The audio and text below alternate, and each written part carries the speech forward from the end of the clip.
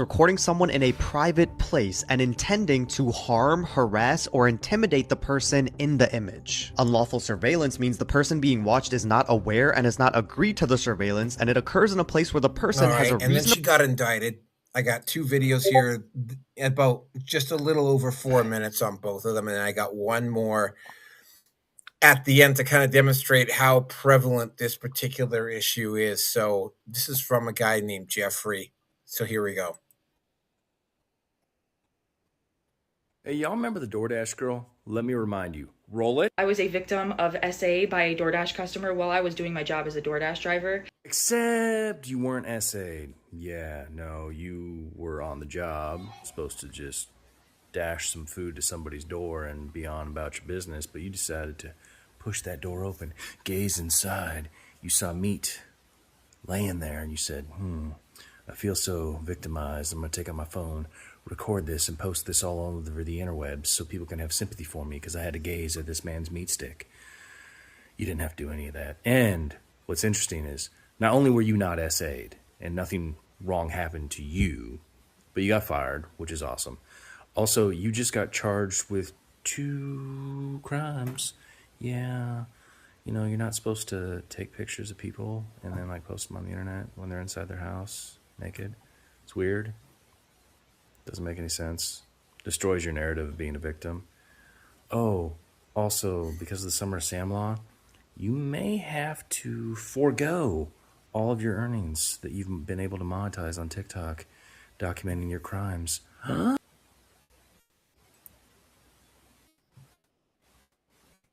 Breaking news in the DoorDash girl case, she has officially been indicted.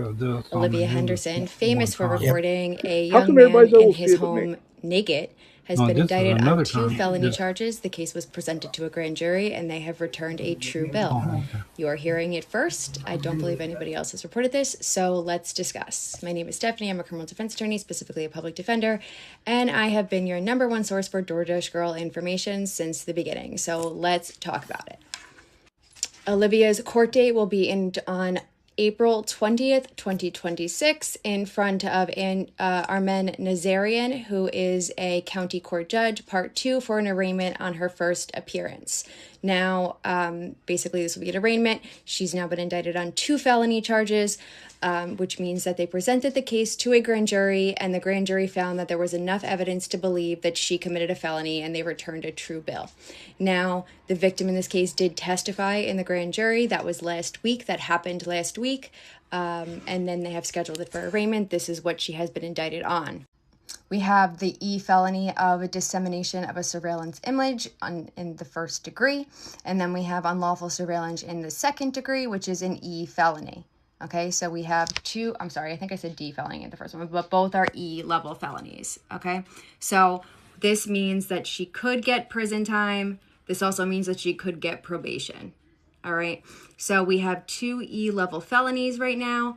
And then this is the basic information if you want to know anything else about what's going on.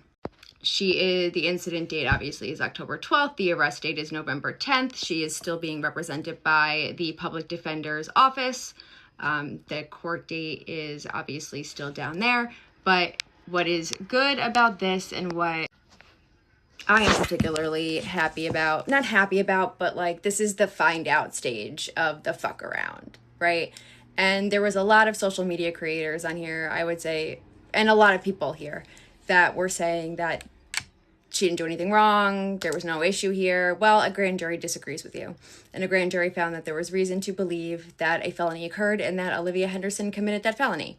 So, what did we learn? What did we learn? You cannot film somebody naked in their house. Can't do it. Even if the door is open, which we don't even know if it was.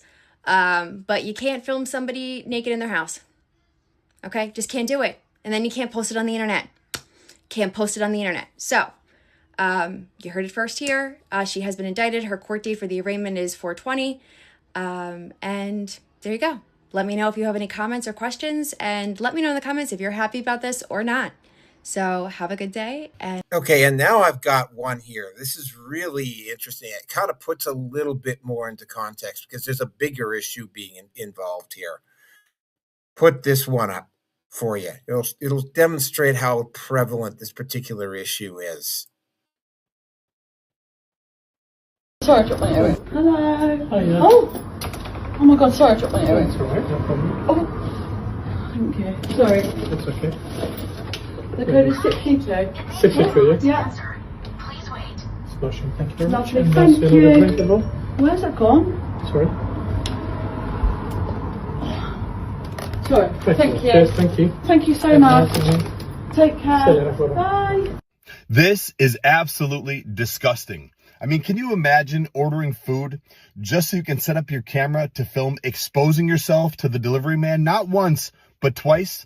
Also, you can say that men are disgusting? Seriously? This is sexual harassment. It has to be illegal. And can you imagine if a man did something like this and posted it online? He would go right to jail. But you know what the most embarrassing part of this is for you? The look on that man's face. All it says is, I'm disgusted by you, as are all of us. And I really hope that... Yeah, so this is what happened with the DoorDash girl. Before you start that, sir, I have an emergency and I have to go, so I'll be back when I can. All right. Well, then we'll just go Robert and then Roger on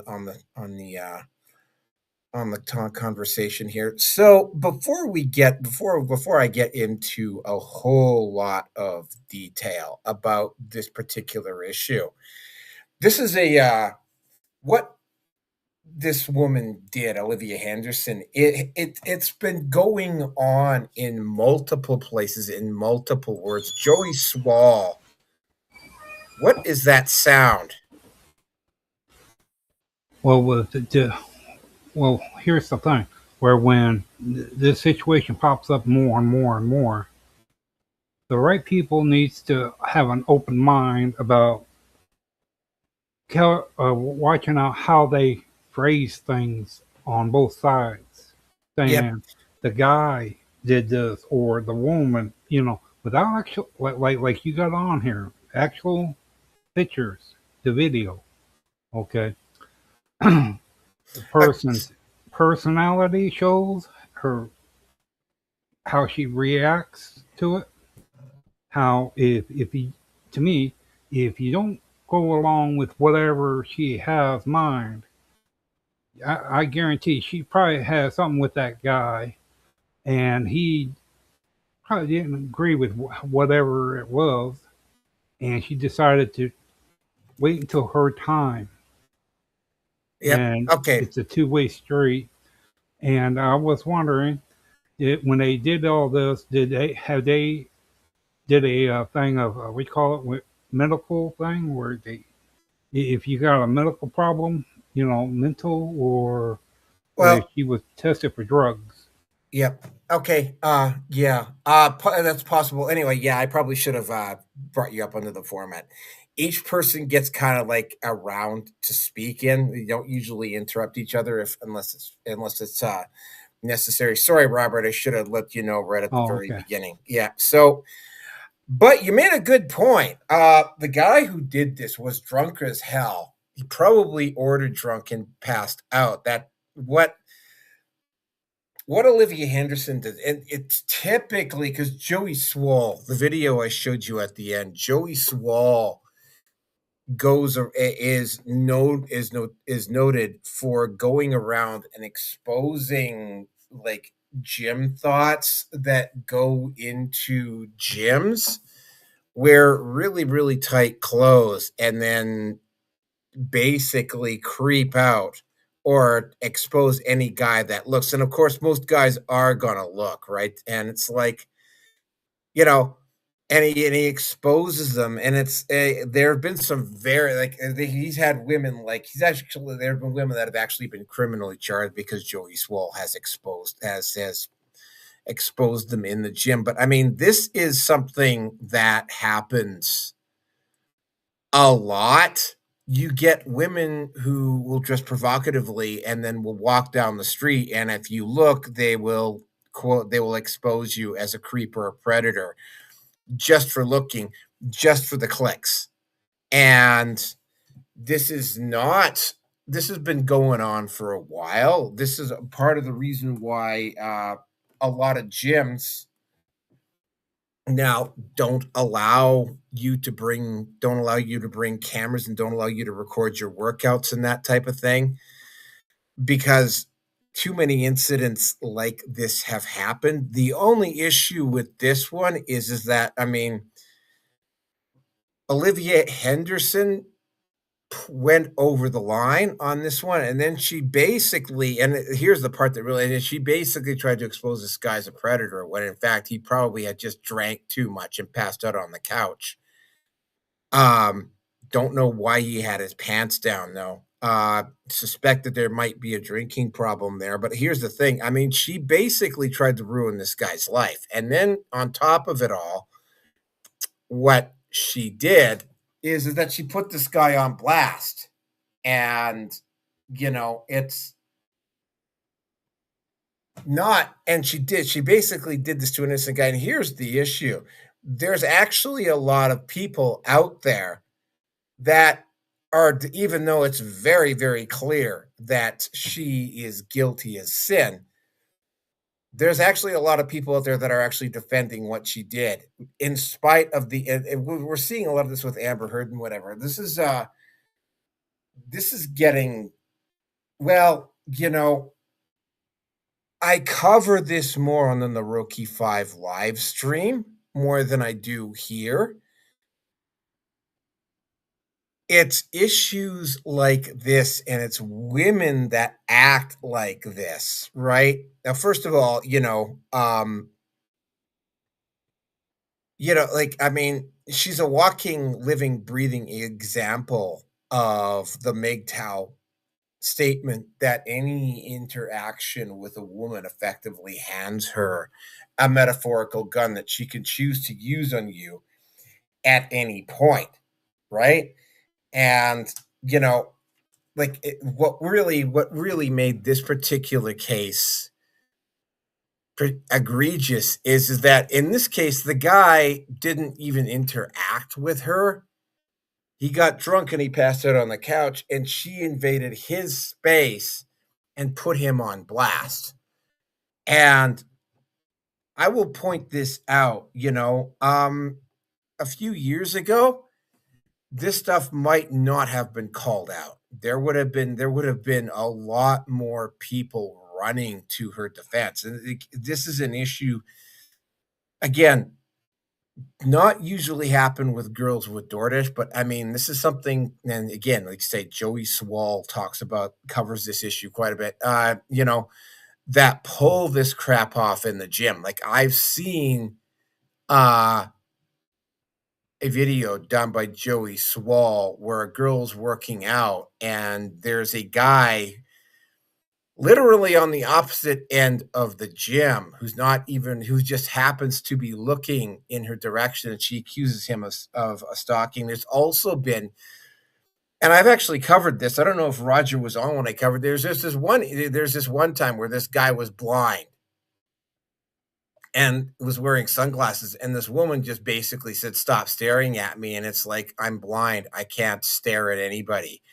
And she was so fucking stupid that she kept doubling down on it. And that one, that's the caliber. I don't want to say it was the caliber of all the women these days, but it's like, this is really starting to get out of hand, right? And, and they keep wondering why, in particular, the MGTOW faction of the manosphere is growing at a massively incremental rate at this point, and then why the manosphere in general is growing at a massively incremental rate. Well, it's because of women like this. Here's the thing: I watched a couple of YouTube videos on her. She doesn't have a criminal record, so she's not likely to get jail time over this. The issue is that, this is another log on the fire, right? She's probably gonna get a slap on the wrist.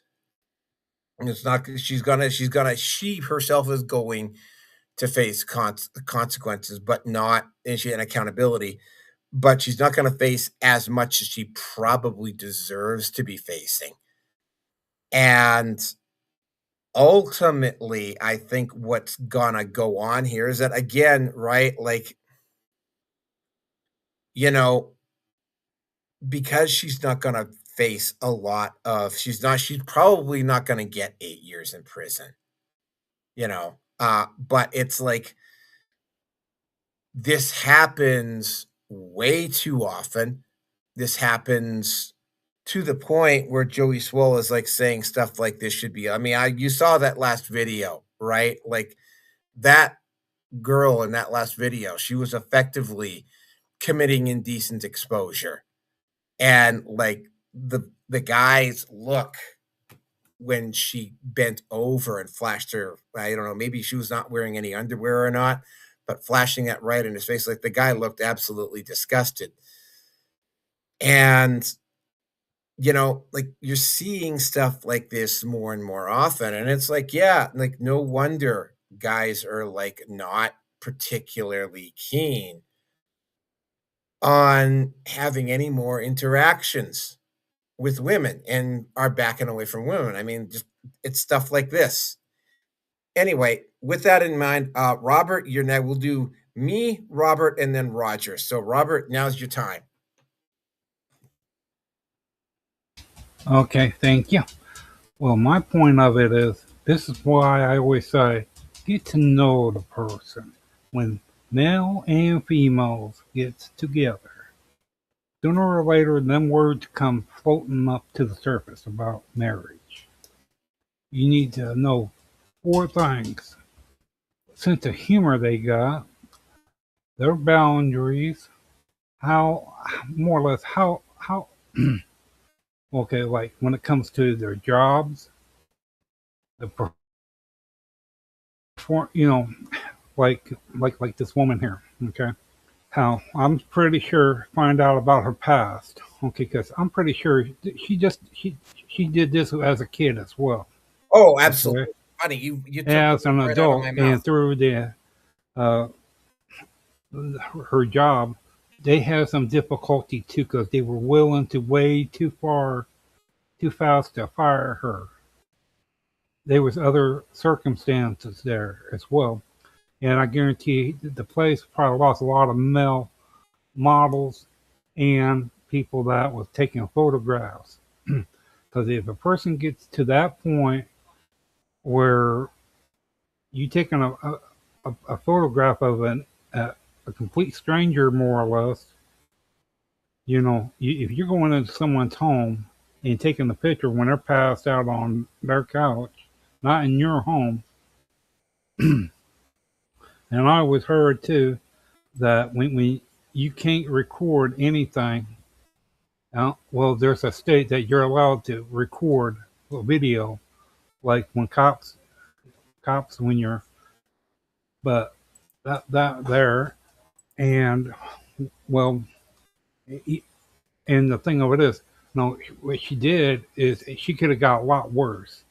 She could have laid next to the guy, made it out like it was far worse than what it was. Okay, you stop to think about it.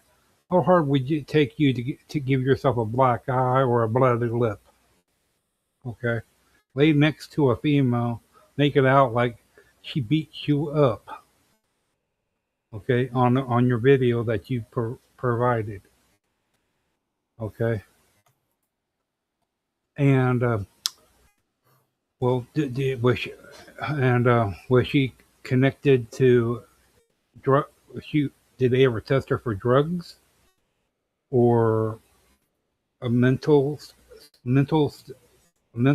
test as well? And when all this happened, where was she? She just met the guy, or how long was she knew this person as well? To feel that comfortable enough that you'll let the person know where you live at. And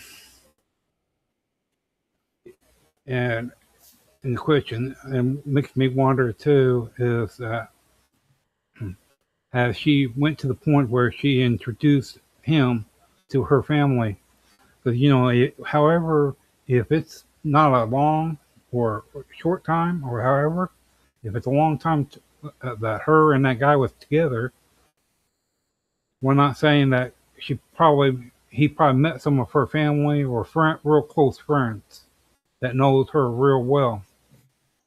And the people that don't believe that situation has happened, okay, that equal rights thing about, well, because everyone wants to do harm to her reputation.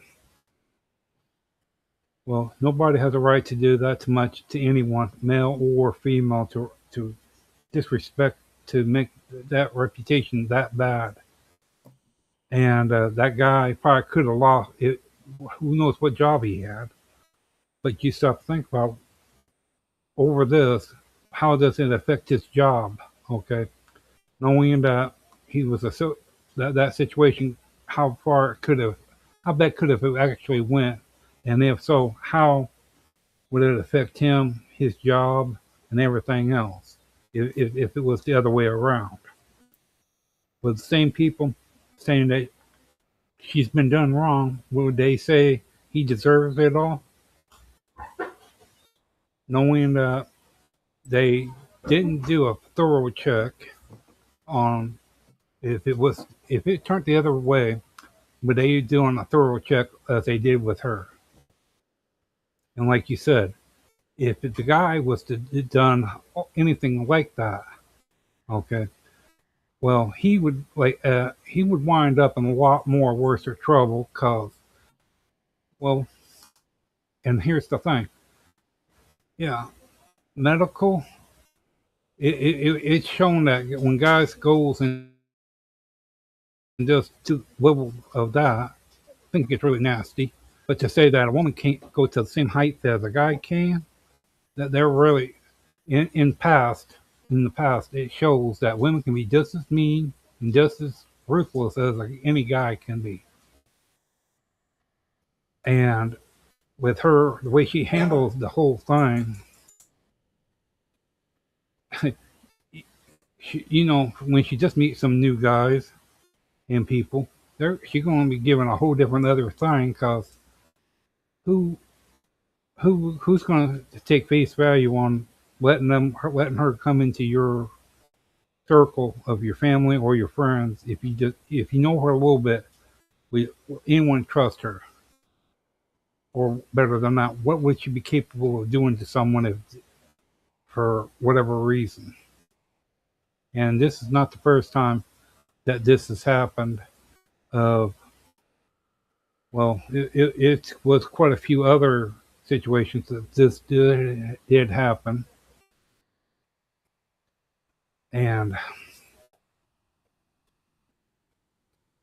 well, when it comes to, I'm surprised that her family didn't step up and help calm her down or whatever. Because I'm pretty sure that they noticed her personality flaws. Okay.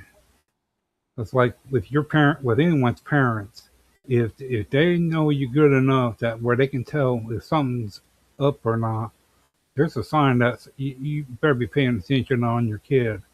So your kid's not acting the normal way it usually does. If she has a parents or not, if they're alive, who knows?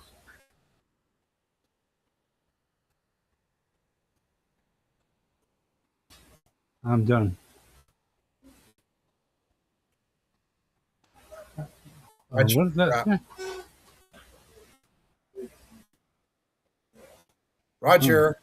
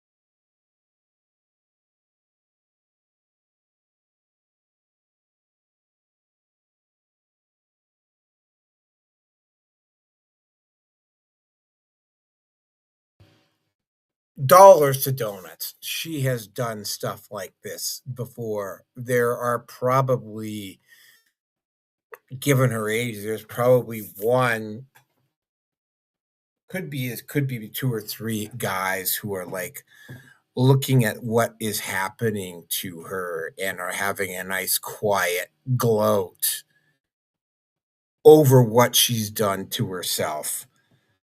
Yeah, she's clearly mentally ill. That is beyond any doubt. Here's the thing, right? She has probably done this before and has probably gotten away with it until now. And again, as Joey Swoll pointed out, that there's a lot of women out there that are like this. I myself have encountered 2 of these women in the gym, and when I was going to the gym on a regular basis, I encountered 2 women like this in the gym. Now, fortunately, neither of them had cameras on them, but in both cases, right? And here's the part that was really annoying, because I used to end up getting false accusations of stalking all the time, right? Until I figured out why it was happening and I ceased doing it. But what I have, when something like this comes up and a woman is like trying to suck you into that circle, you're in a bit of a catch-22, right? Because on the one hand, you got to ignore it. You got to act like you're ignoring it. But here's the problem, and this is part of the reason why I absolutely despise white knights with a passion. It's because when you're in a situation like this, you kind of have to keep one eye open and in their direction, because there's always, and it does happen, there's always that possibility you could get a really fucking stupid guy who will decide that this is his moment to be the dragon slayer. And and they will escalate it beyond. And I have had a situation like this occur where one guy did try to, this is way back in 2001, where one guy was really impressed with this one particular woman, and he was like continuing to escalate the situation even after it ended, and I had to get right in his face over it. Now, and here's the thing, the woman who did this to him, ironically enough, this kid had a bit of a drug problem, and he also had a bit of a shitty attitude, and he kept getting booted out of rehab after rehab after rehab after rehab, and eventually he ended up at the rehab that my sister and my brother-in-law ran. And because of what he had done in the past, I almost considered going to my sister and saying, yeah, remember that kid I was telling you about, the one that threatened me over that girl? Yeah, well, he's in your drug treatment facility right now.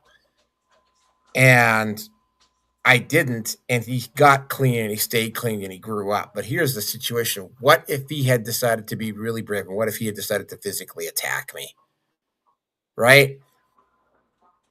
I would have had to kick his ass, and he would have continuously been booted from place to place to place, physically attack me. He would have ended up eventually at my sister's facility, my sister and my brother-in-law's facility. And because of what happened,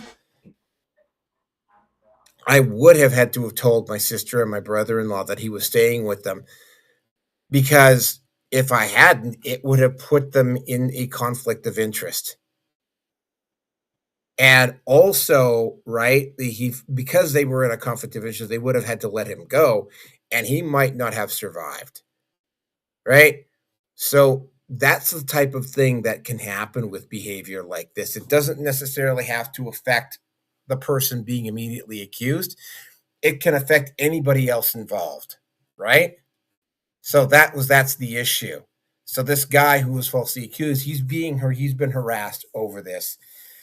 I don't think she might not face a lot of criminal time over it, but I definitely think that there's definitely a lawsuit. Like, she's going to be paying for this maybe not like in a criminal way, but definitely in a legal fashion.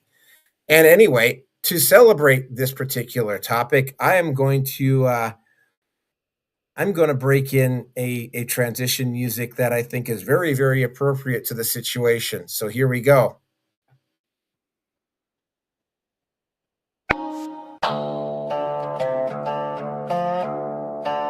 Yeah.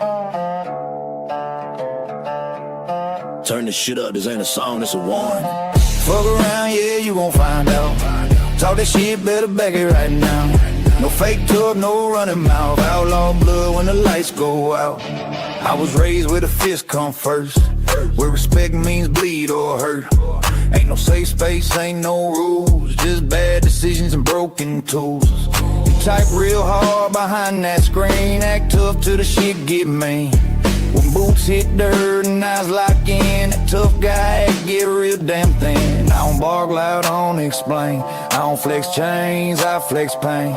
You cross my path with sideways talk. You gon' limp when you try to walk. Fuck around, yeah, you gon' find out. Talk the shit, better back it right now. No fake tough, no running mouth. Outlaw blood when the lights go out. I don't need clout, I don't need views, I don't need friends that I gotta choose. My circle small, my temper short, my patience dead, my soul is warped. I seen fake men fold real quick when pressure hits, they ain't built shit. All that talk about guns and crime, but cry like bitches when it's real time. This ain't rap beef, this ain't play. This that county jail court day. This that mama cry, mugshot flash. This that life you can't take back. Fuck around, yeah, you gon' find out. Talk this shit, better back it right now. No fake tough, no running mouth. Outlaw blood when the lights go out. I don't forgive, I don't forget. I don't regret a single thread. You test my line, you cross that line. That's your problem, not fucking mine. I was built from bad decisions, cold nights, poor conditions. If hell's real, I shook his hand and walked back home a harder man. So keep my name out your fucking lips before your jaw needs stitches, bitch. This outlaw life don't come with peace, it ends with silence or police. Fuck around, yeah, you gon' find out. Talk this shit, better back it right now. No fake tough, no running mouth. Outlaw blood when the lights go out. Fuck around, yeah, you gon' find out. Talk this shit, better back it right now. No fake tough, no running mouth. Outlaw blood when the lights go out. Fuck around, yeah, you gon' find out. Talk this shit, better back it right now. No fake toe, running mouth. Outlaw blood when the lights go out. Fuck around. These ain't rap. These ain't rap. One wrong move, one. Okay, Robert, we're gonna go into the topic that that Roger wanted you bring on. We are going to be talking about the Alberta independence petition. I got a lot of videos on this one.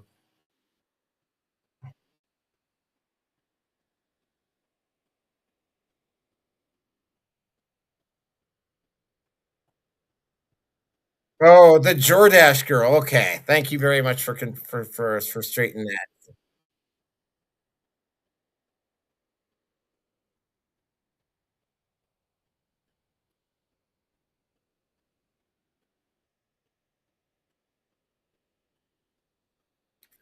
All right. So yeah, let's go. I got 3 videos here. They run probably about 4 minutes. So, and it's all about the Alberta. Yep, it's all about the Alberta petitions. The Canadian government's really pulling out the stops here. So yeah, here's the videos.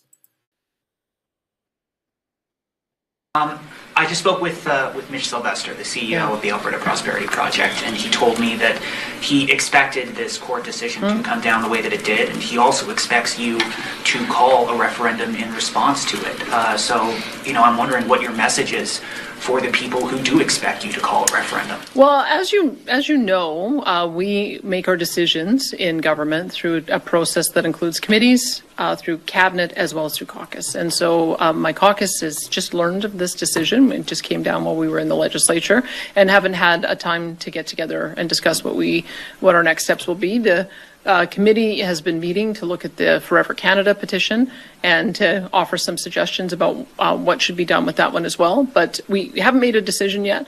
But I can tell you on this case in particular, this judgment, we think that there has been an error in law, which is why we're going to be appealing it. And we think it's anti-democratic. We want to make sure that that citizens who participate in good faith in this process have an expectation that the Elections Alberta is going to validate their. Okay, here we go. Bill, you're number 2.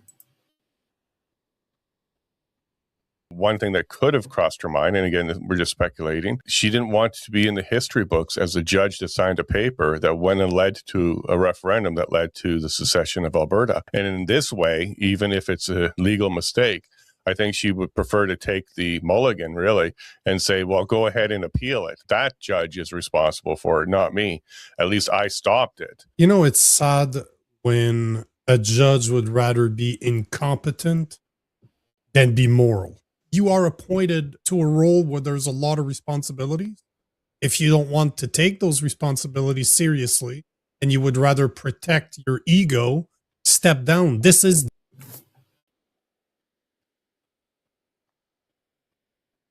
Premier of the province, Danielle Smith, coming out and saying, no, we're going to appeal this decision. What do you make of all of this? Well, I often tell clients in the context of really odd court decisions, which I think this is one.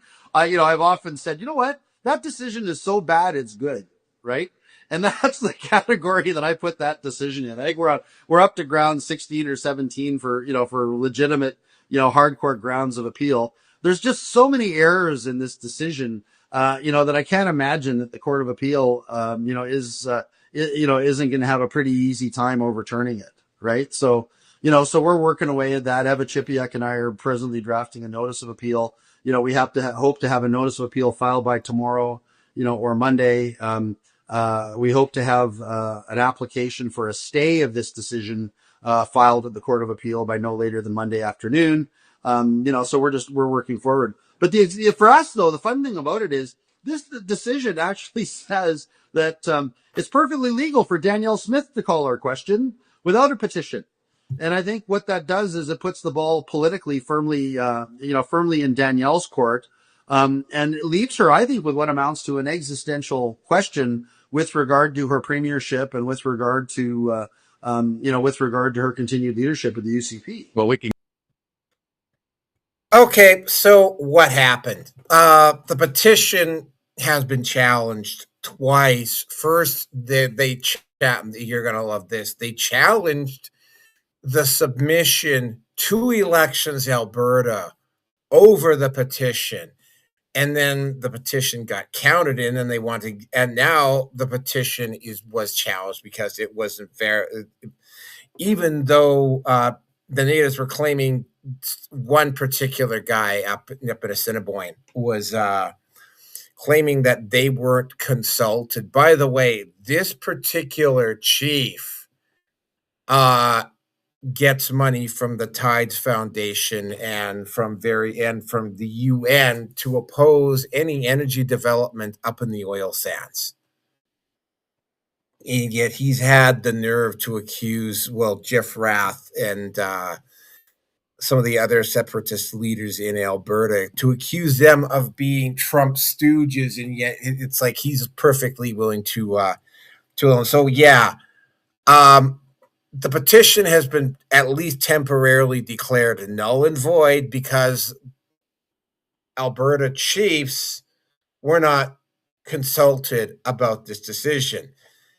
Here's the thing. And this is an issue that's been going on in British Columbia, there is no parallel government. There are no two separate jurisdictions in Alberta. That's the first legal thing. There are no two separate legal jurisdictions. There is only one, and that is at the provincial level, and that is the Alberta legislature and the premier by Danielle Smith. There is no two tiers. Like, you don't have to go to the native reserves. You do have to kind of work out a deal if it is just specifically on reserve land. But it's like, when it comes to issues like this, they don't have a veto. they keep acting like they do. The judge in this particular case, and I think, Roger's heard me talk about this. Robert probably might be a little bit more knowledgeable about this. The judge that made this decision is a Trudeau appointee. That should come as absolutely no surprise. So yeah, she's a Liberal appointee.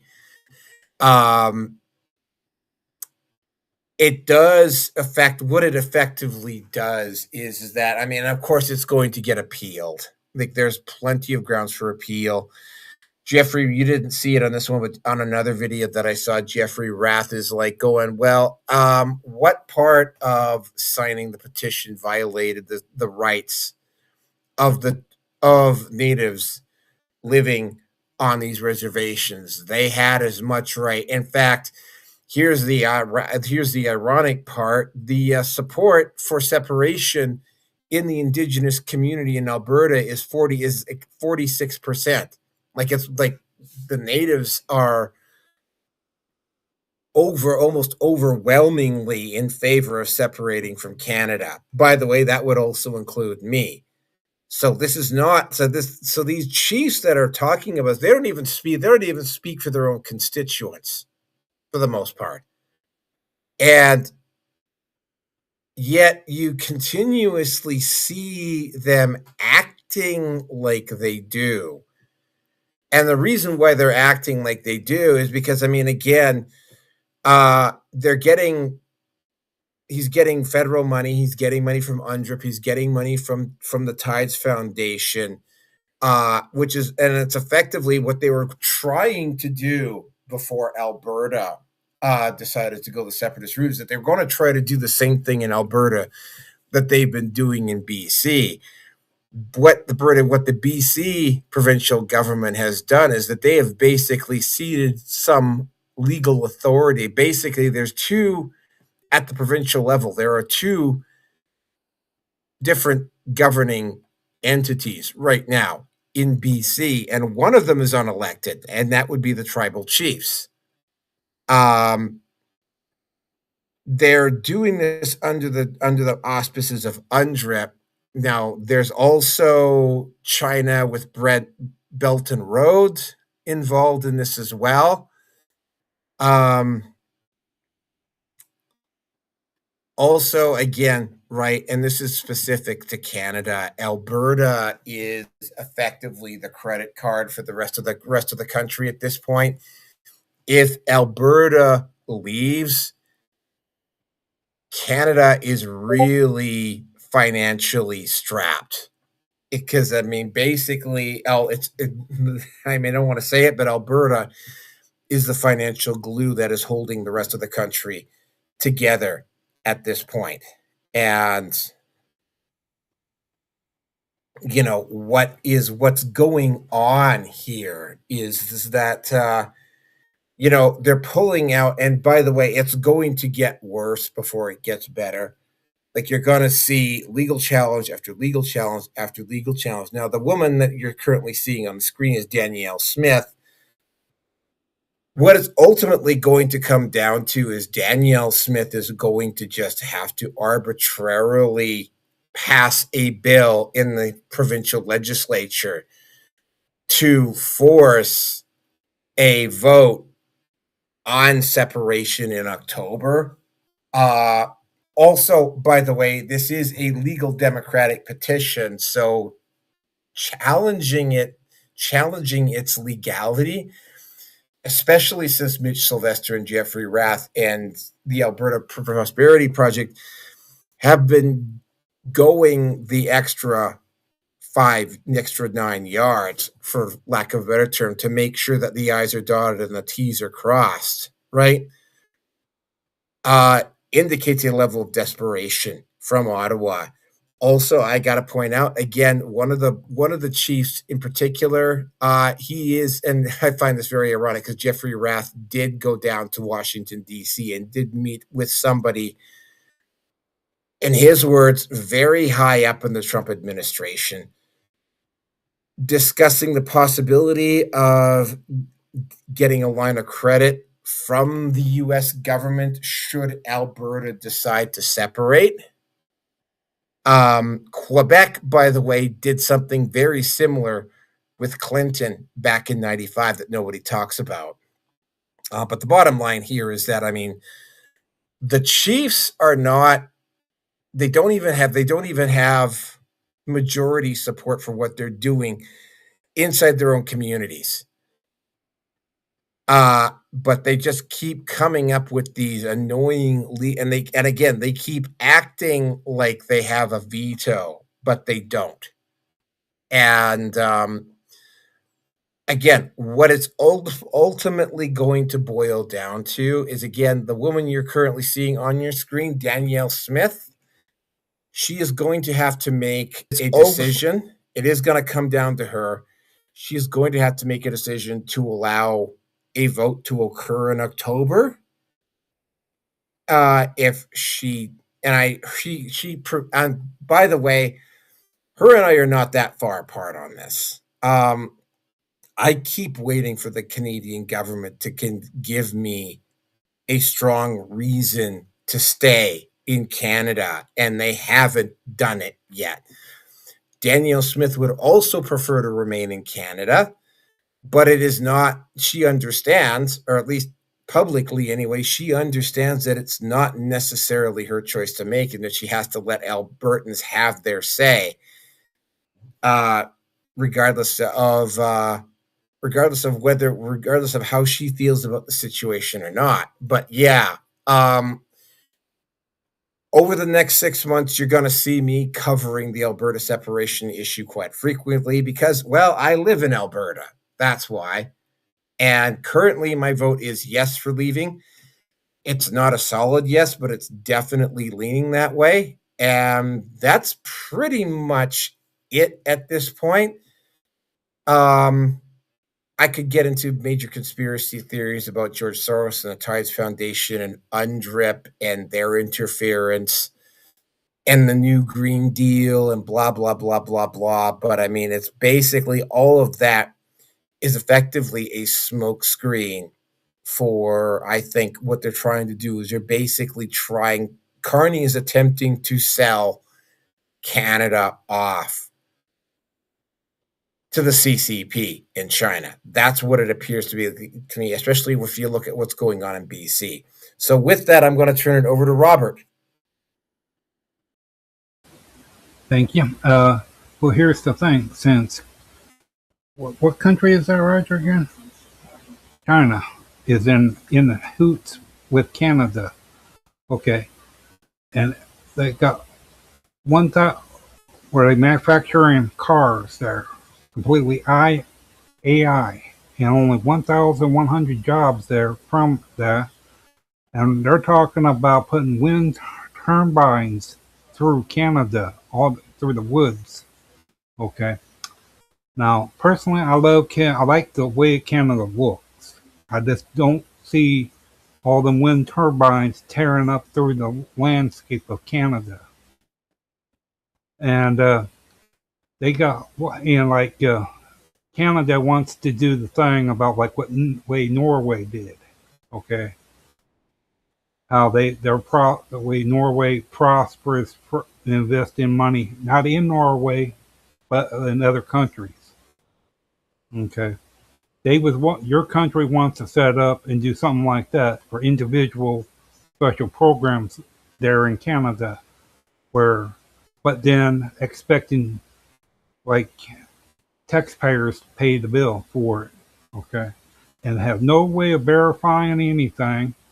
And when these companies are in Canada, and I'm sorry, but like right now, what's going on in the UK about where people are voting for who's going to run who's going to be, well, Ireland, and like you guys would stop and think about it. It affects you guys well too. What happens there? How much of the UK law and everything about what goes on there affects Canada and England, Australia. Okay, everyone needs to stop and think when they're talking about that, how it's going to affect you, the country, and the people there. It's just not a one-way street. Because ain't Canada and UK as one more or less? How one works and the other one works too? Like for security, okay. How is it that what they figure and like in Canada, don't Canada have to have their own thing for security? And they're talking about going to the EU, re-signing back up to EU. How's that going to affect Canada? Okay, and Ireland. Ireland should have somewhat of a thing to say because they had a chance to run their own government, but they decided to go with UK. They said it was more reasonable financially and all that, but they should still have a say. And everyone's looking at it like this: UK will lose people from the US going there because EU has this passport where if you do not have a passport for the EU Federation, you can't be there. And what EU does, doesn't it affect other countries as well? Like India, you have to pay a fee for your process to go on. And I do not know what the effects are of it right now, but EU haven't followed through yet with India in the process. And how is that going to affect companies that from other countries is in UK? Okay, like Norway. Norway does their oil. If EU comes in, how is that going? What is that going to do? Effect of jobs in the UK and their oil facilities. Same thing with Canada and Ireland.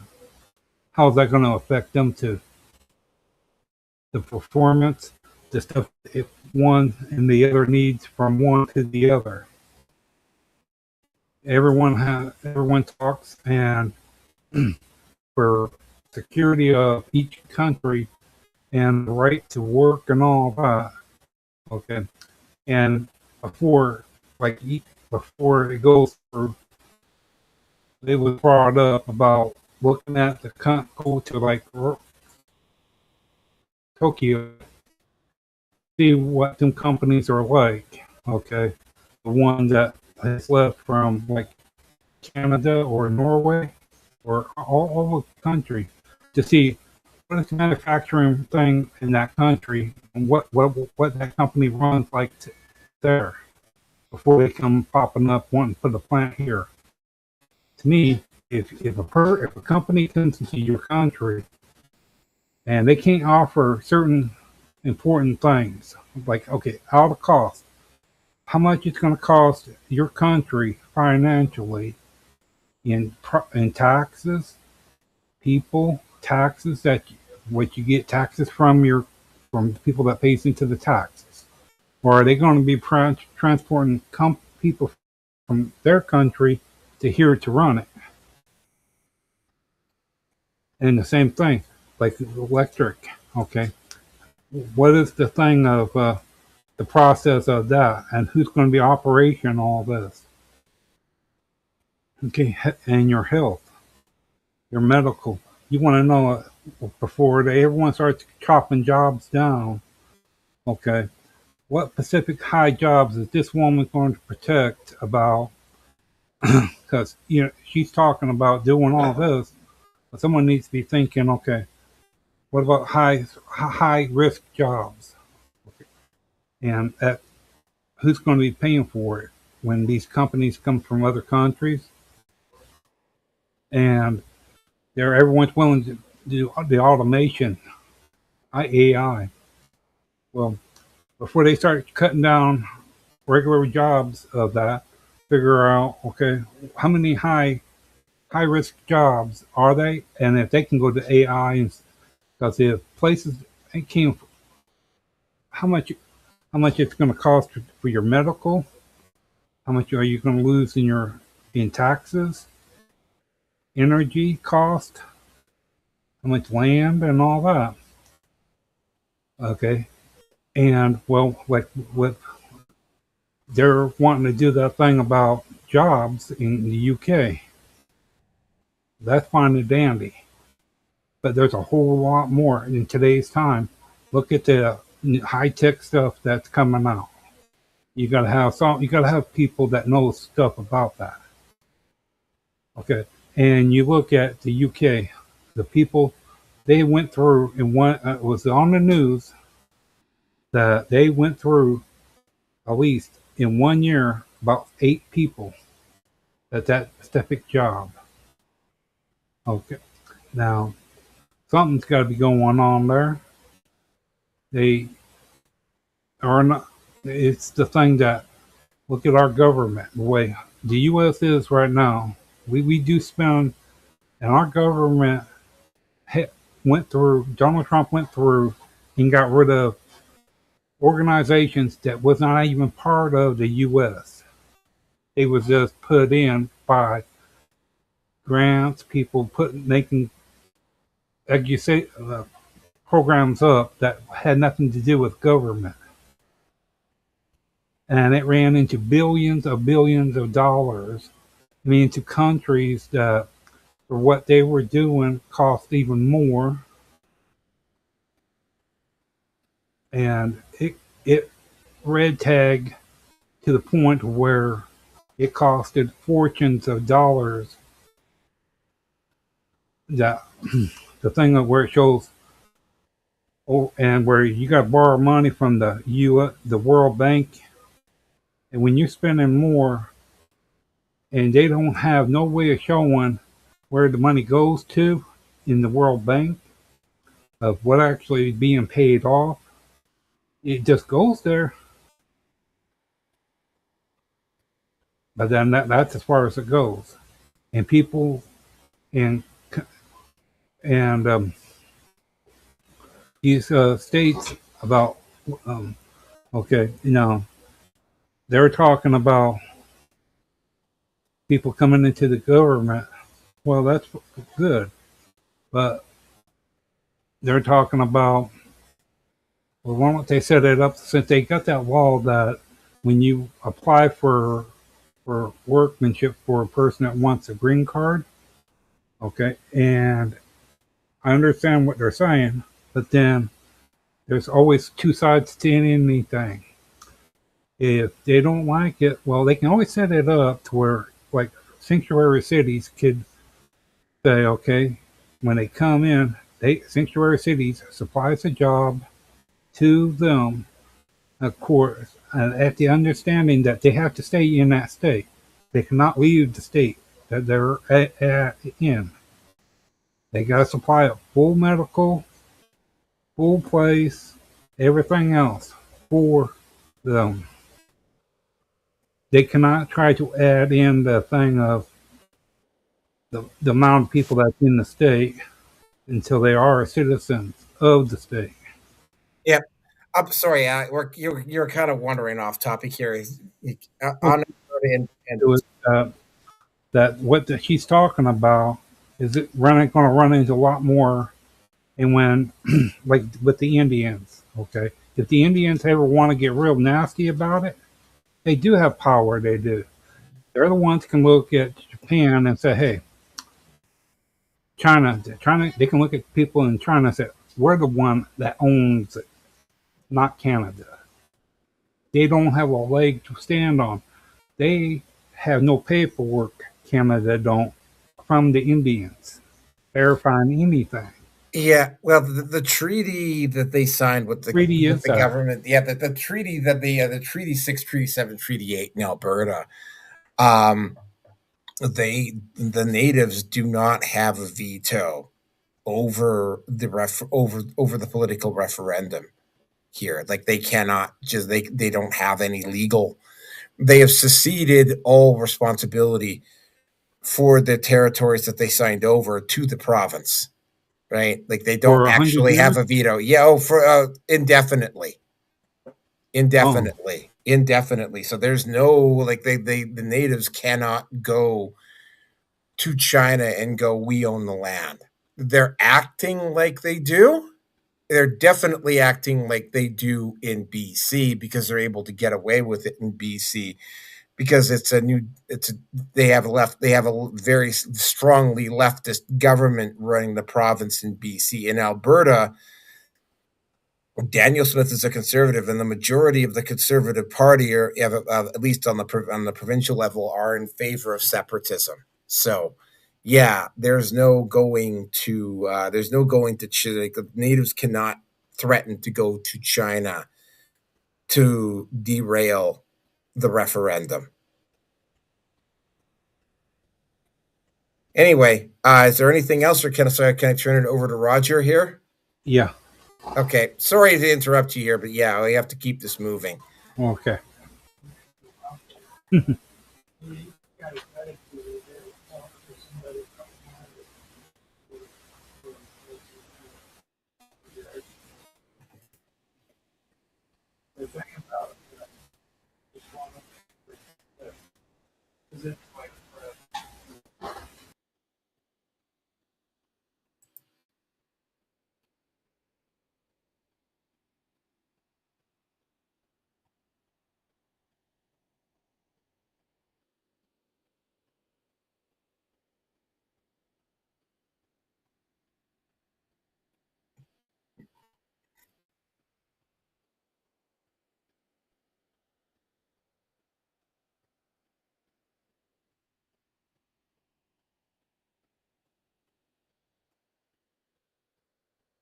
Oh, she does. She is in favor of Alberta staying in Canada.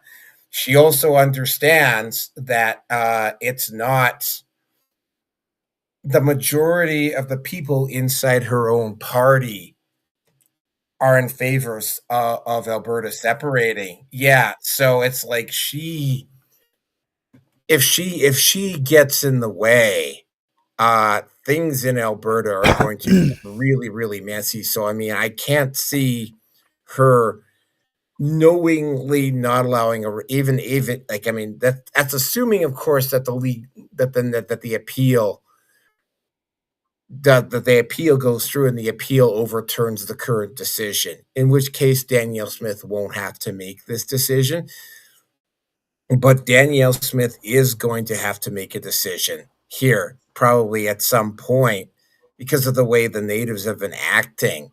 By the way, the bought and paid for native rally that don't even have majority support inside their own populations for this.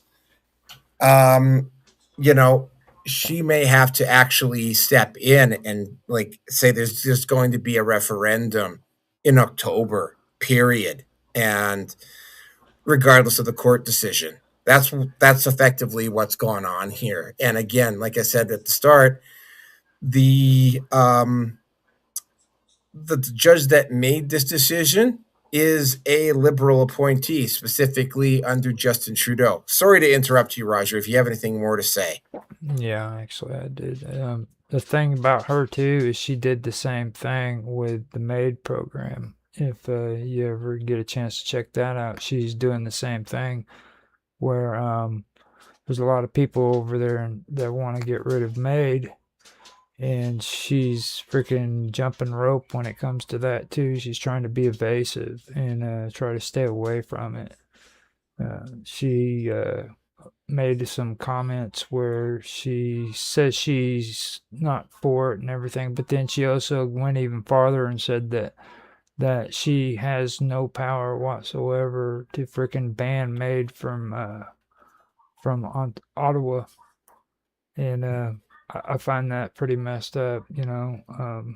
Here, especially lately, whenever it comes to a lot of the things that I have been finding out about what's going on up there, and the stuff in the United Kingdom too is just completely outrageous. There's a lot of stuff going on in your guys' area. Oh yeah, I haven't covered MAID very much. The fact there's been an incremental increase in it.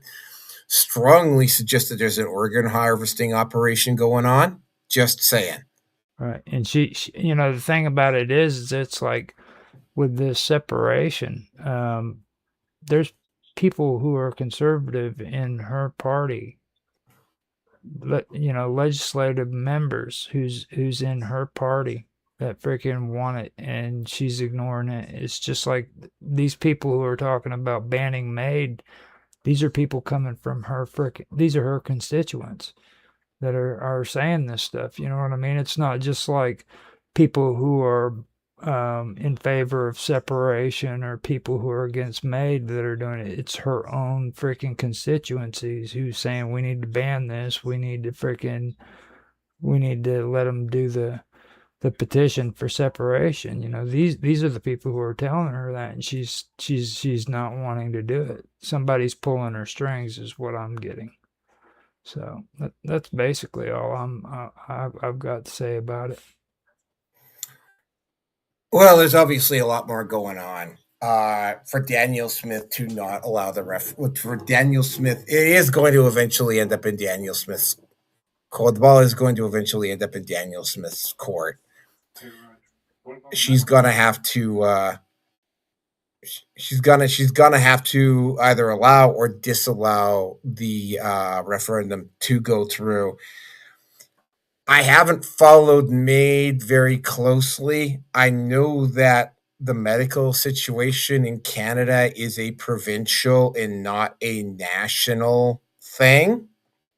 I know that Danielle Smith has had, because the nurses are a public sector union, not a private sector union, and the public sector unions have been doing all sorts of things to kind of undermine the Smith government over the past couple of years.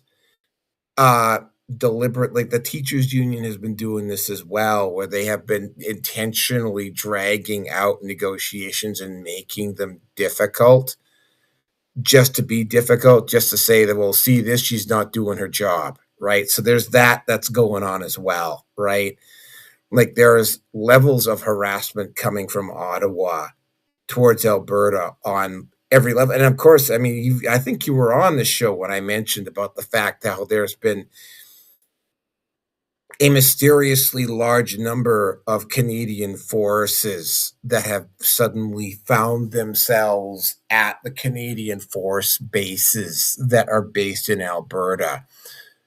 And Carney has also said that he will use I think it's the same act that he used on the truckers' convoy if Alberta goes ahead with his petition.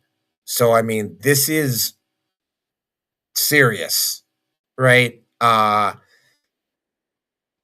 Canada knows the Canadian government knows exactly what's going to happen if Alberta does succeed in having if it even is allowed to have a referendum, which I think it is, but if Alberta does manage to vote to leave, all hell is gonna, I don't know if Canada makes it to 2030, to be honest with you, if Alberta leaves. Because, I mean, it's just gonna set off almost like a domino effect. Anyway, do you have anything more, Roger, or can we move on? Oh, shit. Roger? I'm here. Okay, well, then I'm gonna I'm here. I that mute button, I was trying to work it out, but yeah, I'm done. I wonder if there's any bikini pics of her too, by the way. Who? Who do you think? Daniel Smith? Yeah. Are you out of your mind? Got any sexy bikini pics? No, I don't. Okay. Oh, I got something I was curious about, if I can ask you that. No, there was a kind of like a joke thing that happened with Daniel Smith 2 elections ago when she was running for the Alberta Party. But I mean, I'd have to go digging for those photos. Anyway, let's get on with the next topic here. Filling us by Scott Buckley is the transition. So here we go.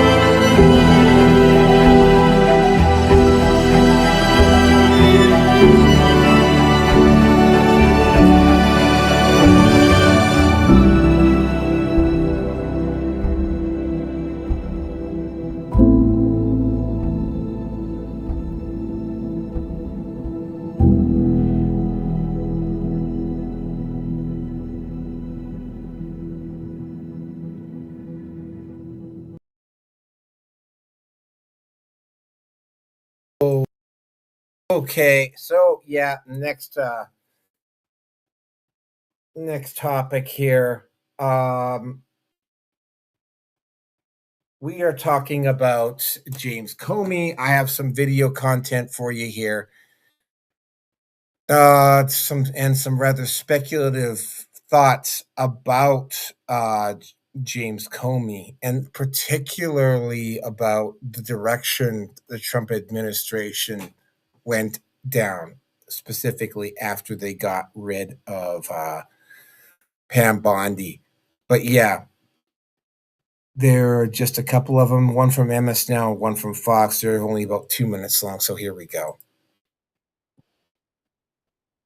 I continue to speak up because I have grandchildren, and someday they will be old enough to understand this time, and I want them to know what Pop did during this period of time. I hope everybody feels that way.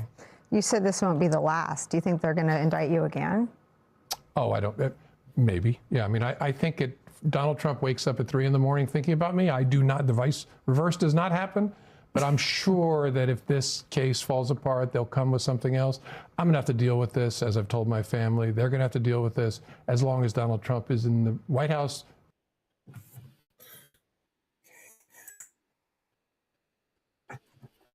Has indicted former FBI Director James Comey for a second time. Justice correspondent David Spunt's got the story. He's here in Washington. Hey, David, they're going to go at it again.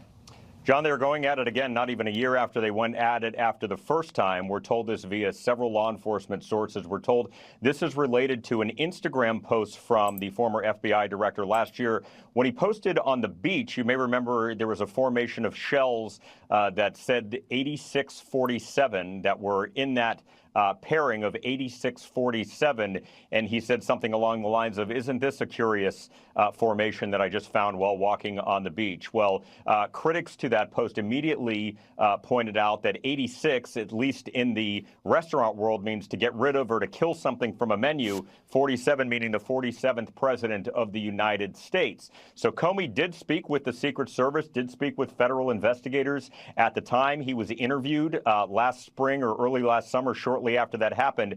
No charges were ever filed, but now it appears that he has been indicted today. We're working to learn more about the indictment. We're waiting to see if officials have anything to say on this. That is the post that you see right there, cool shell formation on my beach walk, from former director. Okay.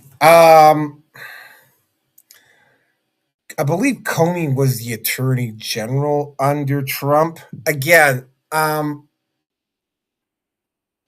of the things, and this is probably what and you're seeing Trump's true colors come through now, but I mean, one of the things that was happening, one of the things that kind of deflected away from Trump was the fact that Trump was a little bit naive about the people that he had on his cabinet. And one of these people was James Comey. And it was very, very obvious as they went along that Comey was working against Trump. And Trump did eventually get rid of Comey.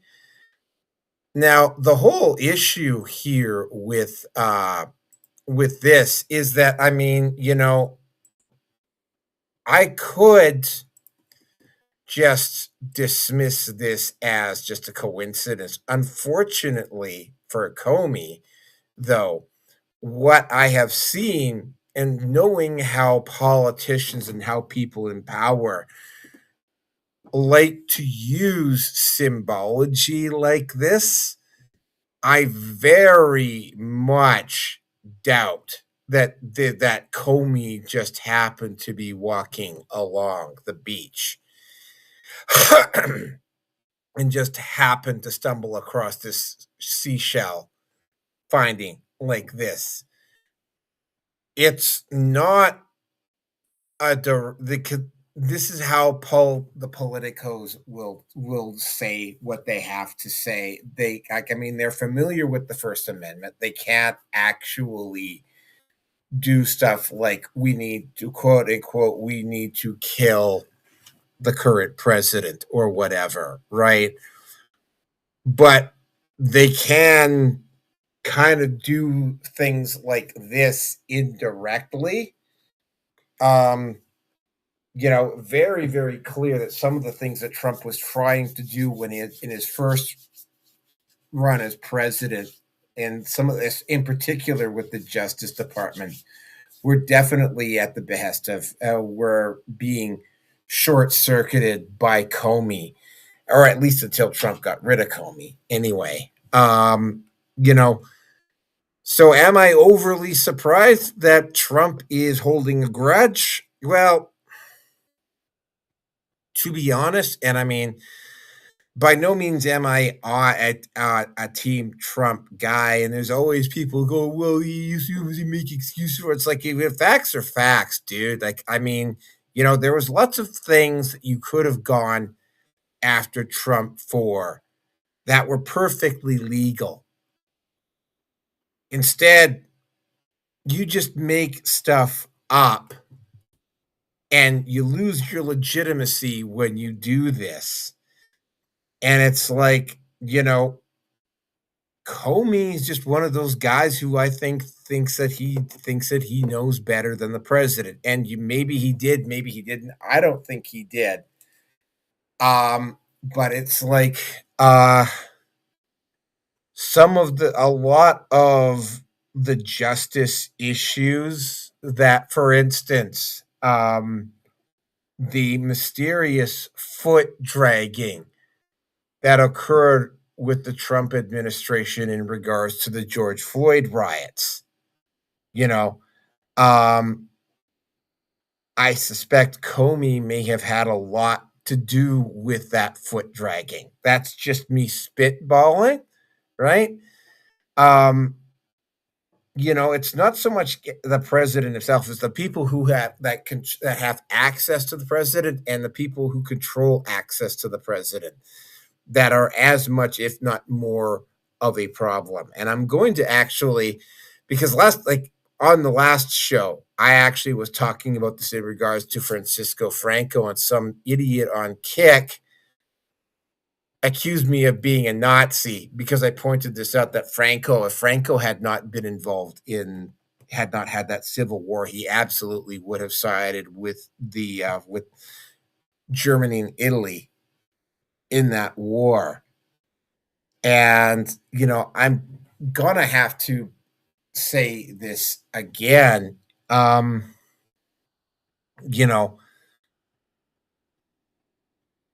There were definitely some legal reforms that Trump has been able to do in his second term that he was not able to do in his first, probably because the current attorney general, I can't remember, Marco Rubio, is definitely a lot more on board with Trump than James Comey was.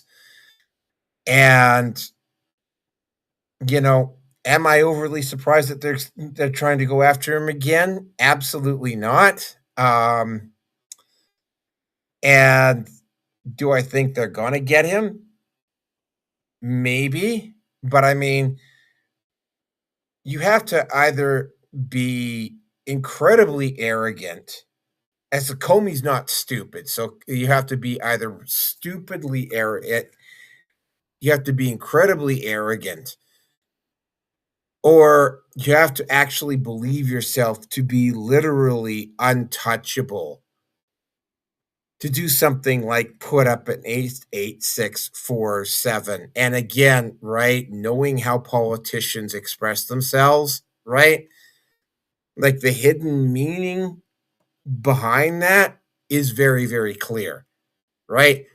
It's not like smoking guy standing over a dead body with a smoking gun pointed at the person's head and caught doing it type of guilty. But in political speak, it is, because it gives Comey plausible deniability, which is exactly what the 4-7 thing does. Anyway, with that, I'm going to turn it over to Robert. Okay. Well, let's remember this guy. When did this happen on the sand? I think this was. I can't specifically remember, but it was before Trump got elected. Okay, well, during the time when he was Donald Trump, just after he got elected, yeah. Okay, but during that, before that, then when he was out getting people wanting to vote for him, remember what happened twice to him already? One with his ear and one with a guy. Okay, now this is not the first time stuff like this has happened. Okay. It just seems odd how the that one, what's his name, the one that was driving down the road in Texas and got killed by Harvey Oswald, supposedly. John F. Kennedy, yeah. Yeah.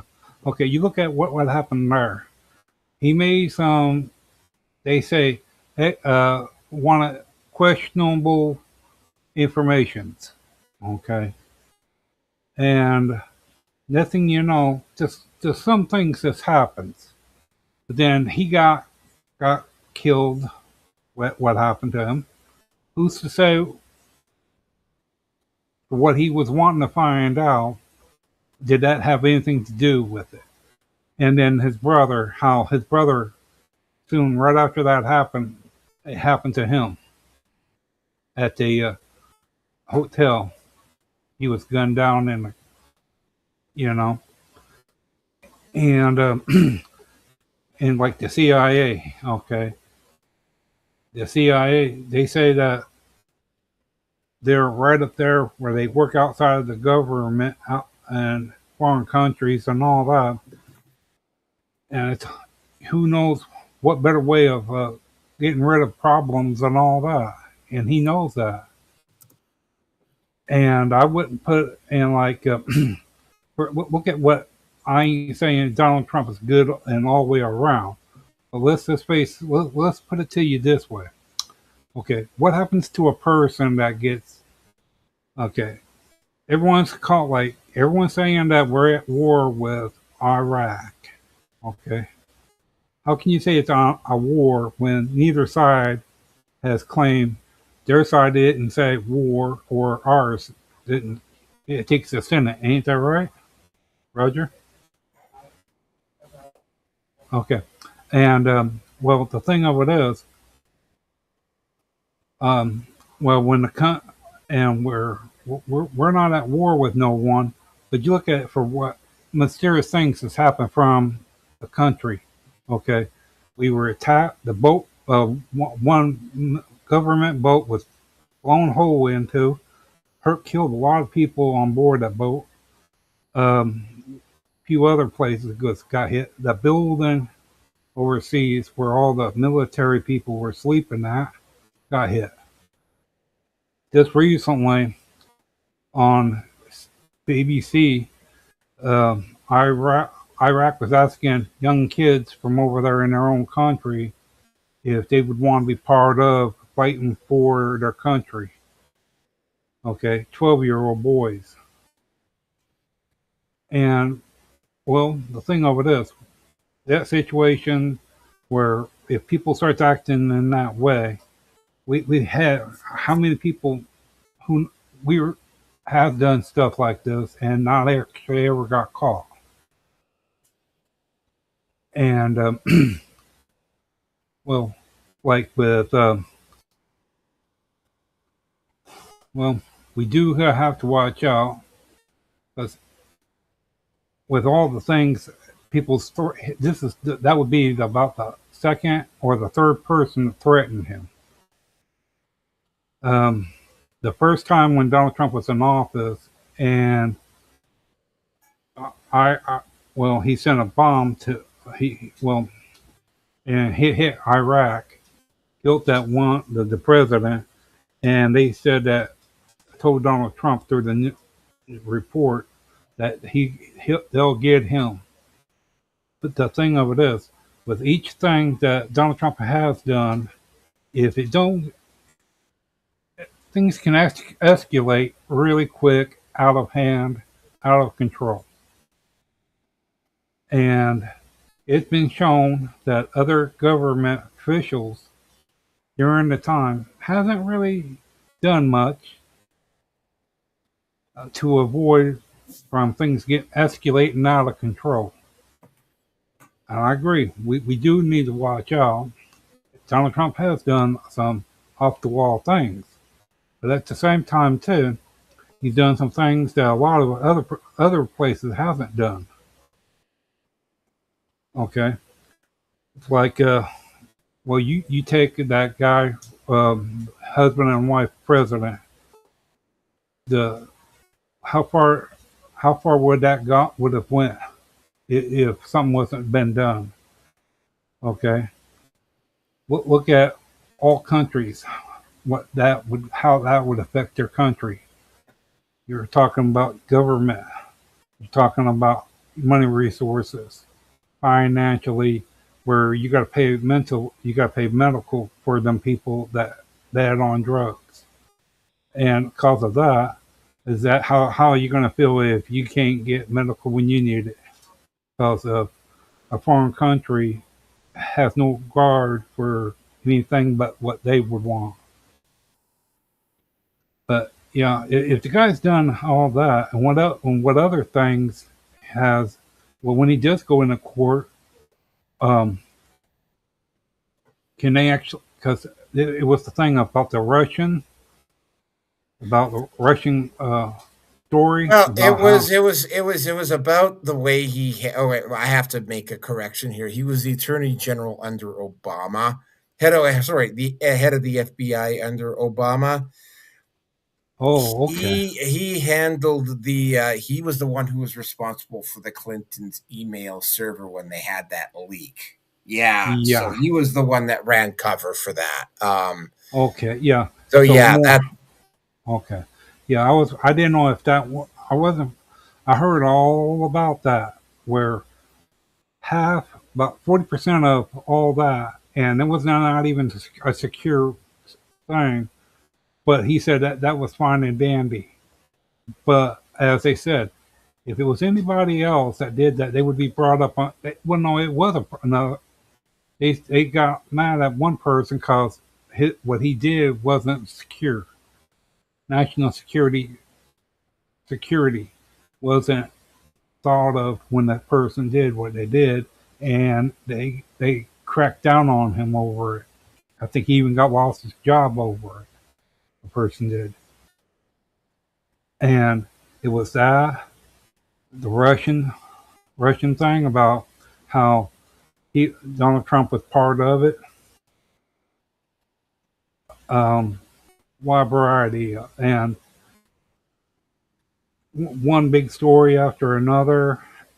How he was posed to I don't really I can't say if it's true, but that thing about how he was posed to have bought and sold things and all that. He was part like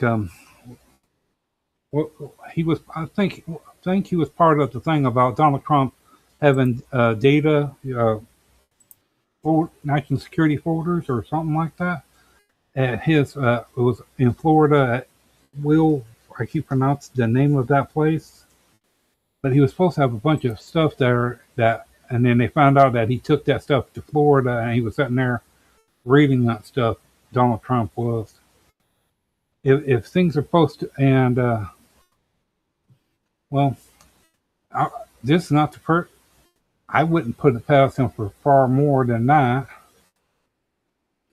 because before Donald Trump actually got in office this time, them two, and if they can actually prove that he has something to do with that one at that place where the fire department guy got murdered by that shooter, wouldn't he be held reliable just as well? Because as they said, Yeah, that was Homeland Security that was responsible for the security at but what I'm referring the one in Pennsylvania. Yeah. Yeah.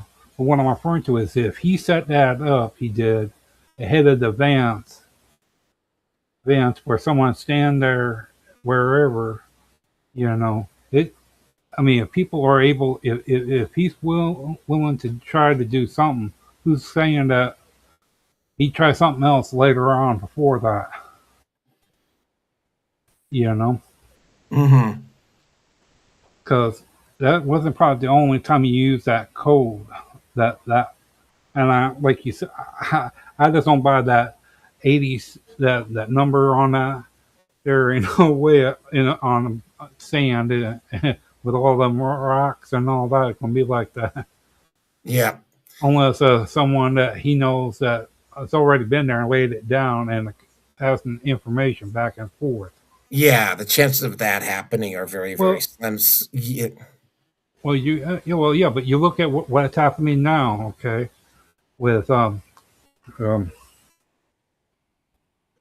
Korea, the country down below Florida, Cuba. Yeah, look what happened there with Cuba right now. You heard about that, didn't you? Yeah, I did. I haven't been following it very closely. Angel Well, would probably know a lot more about that, though. well, no, Cuba is the president of Cuba right now is being brought up on charges 30 years ago when he attacked two airlines around Florida, flew them out of the sky. And the U.S. want them to do two things, where he makes restitution for what he's done, or he's going to arrest him for murder. And he sent the warrant to Cuba through the CIA, not FBI, but the CIA is down there with the warrant, and that was the term. But for that to happen, where people don't have much regard for human life, there's wide variety of that, and people using it for what they do, and they're claiming that airspace and like that is just really sad. Especially if you didn't give a person noticeable a warning that you're in the airspace of another country. But yeah, but but what other things? I wonder who's going to be part of this program. Like lawyer or what judge or if for all that stuff, I wonder if Hillary could be brought up in with it, because during that time with like the modem, I mean not modem, but the server was how that went, and wide variety of other things, phone. I mean, it's just curious on all get out that how that whole process went, and then to find out that this guy said there's no proof, no nothing. That Hillary did anything wrong, and I'm like, you gotta be, look what they did to the guy that used Snowden. Yeah, there were two of them, Snowden and that other one. Yeah, it's it's kind of it's kind of complicated. Comey definitely ran block for Hillary Clinton back in the day. That's for sure. Sorry, I have to keep this moving here. So, okay. You have anything that you have to wrap it up, or can I turn it over to Roger? Well, yeah, you can turn it over to Roger. Okay, thanks, Roger. Roger. Yeah, the thing with Comey is like, for me, it's I would love to see freaking Comey serve some time for a lot of things that he did during the Obama administration. Just like I'd like to see that one black chick that was running Department of Justice that that was freaking doing some shady shit with the Clintons during the first Trump's first run, but the thing of it is like this stuff is kind of ridiculous. Like this is all over shells on a beach, you know what I mean? And then there was another indictment they did against them that was actually overturned because it was just complete nonsense. They're not even trying to go after him for anything really serious. Now this one is different because it's actually filed through the through the grand jury, or it's a grand jury indictment. So they might get an arrest off of it, but I don't know for sure if that's gonna freaking happen.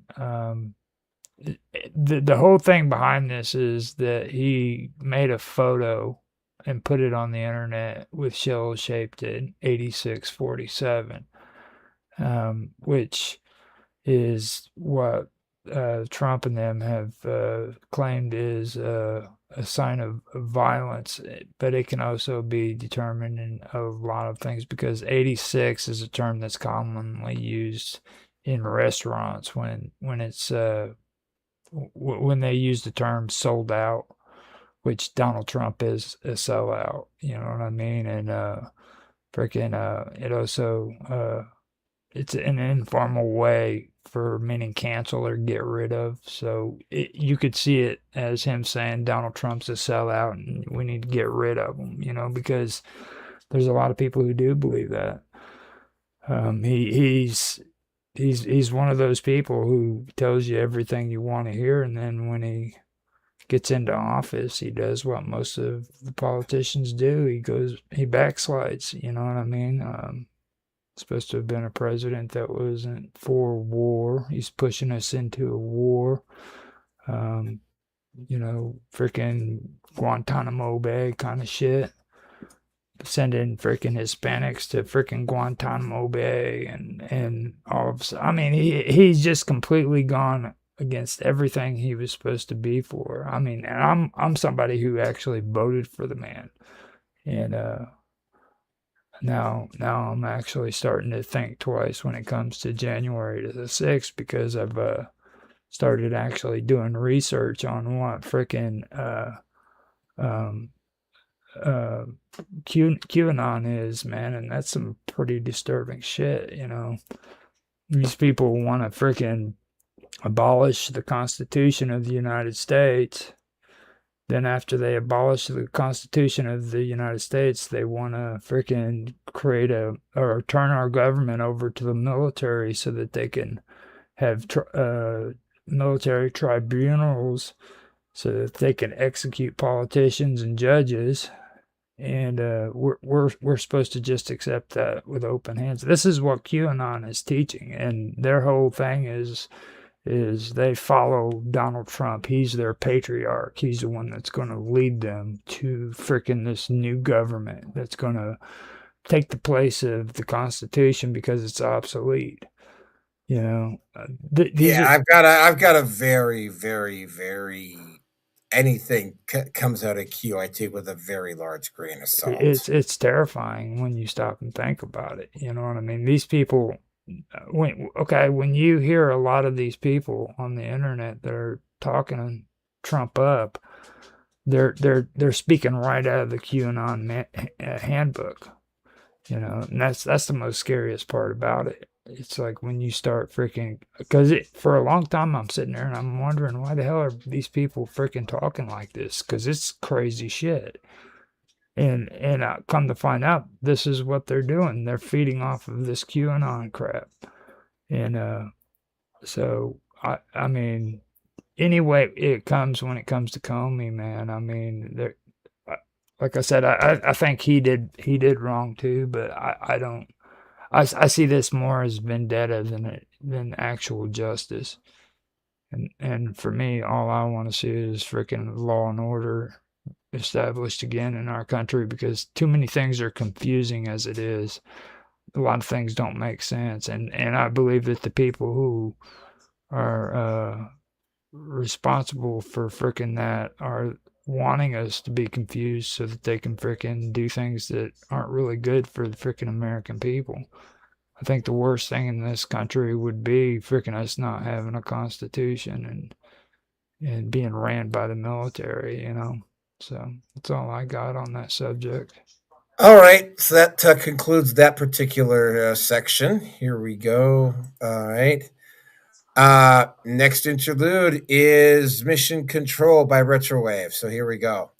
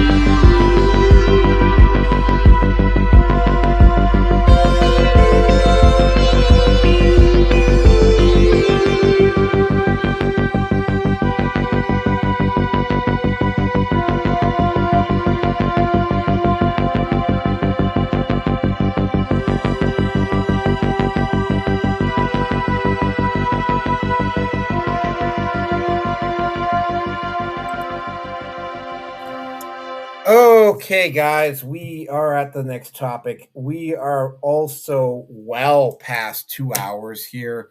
So, yeah, and we're only on topic number 4. So it's like, yeah, let's try to keep the conversation a whole lot more laser from this point going forward. Because yeah, I don't want to be here for like 3.5 hours. Anyway, there's some very interesting stuff around Hanta. There's one really long one that lasts about 12 minutes, and there's other two that last probably about each one. I don't know if they might be the same thing, but we'll take a look here. But here's the one with Hanta first. Okay, so here we go. Right, so a Dutch cruise ship called the MV Hondius was anchored about a mile off the coast of Praia, the capital of Cape Verde in the Atlantic. There are 149 people on board, including 17 Americans, and the government of Cape Verde has politely but firmly told them they are not allowed to come ashore. Now the reason is that 3 people on board have died, 2 more are seriously ill, and the World Health Organization has now confirmed that what's killing them is a deadly virus called hantavirus. And the WHO is also saying that human-to-human transmission can't be ruled out. Ooh, sounds a little bit like COVID, right? And we remember what happened with COVID. And we remember the cruise ships. The words respiratory illness, cruise ship, passengers stranded at sea, human-to-human transmission, they kind of make me feel like, I can't lie to you, an incy-wincy bit queasy in my tum-tum. We have been here before, people. So today I want to talk you through what's actually going on, what hantavirus actually is, and why this particular strain is the one everyone's quietly worried about, and whether the panic exploding on social media is actually justified. My name is Patrick Ney, and this is What Just Happened.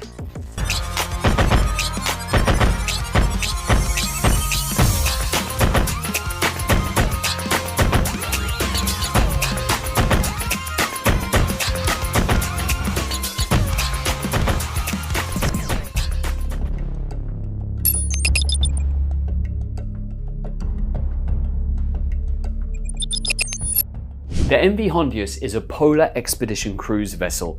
It's not one of those carnival gigaliners with a bunch of drunk people in a water park.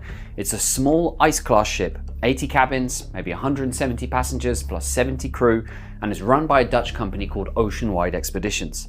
The cruise is currently on what is called the Atlantic Odyssey, a 43 night voyage from Ushuaia in southern Argentina, apologies to my Argentinian friends for the pronunciation, all the way up to the Atlantic, stopping at some of the most remote inhabited islands on the planet.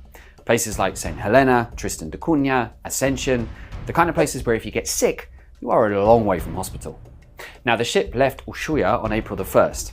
Things, as far as everybody knows at that point, were quite fine. And then on April 11th, a 70-year-old Dutch man on board became seriously ill and tragically died. His 69-year-old wife was evacuated to South Africa, and then in late April, while trying to fly home to the Netherlands, she collapsed at Johannesburg airport and died at a nearby hospital, and her blood later tested positive for this hantavirus.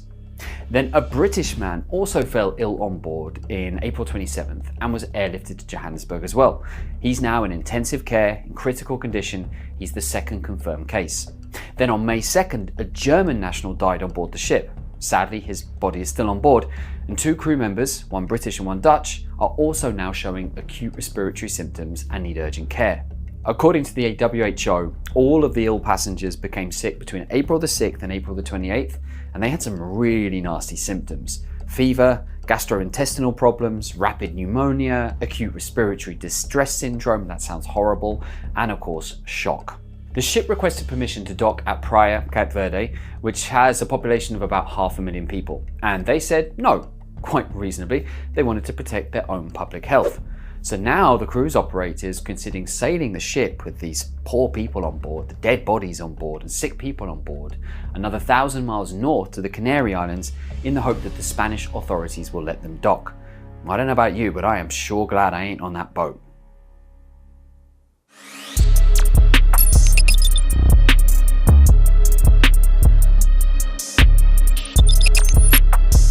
So is hantavirus the new COVID? Well, not so fast. Hantavirus is not, in the overwhelming majority of cases, a virus that spreads between humans.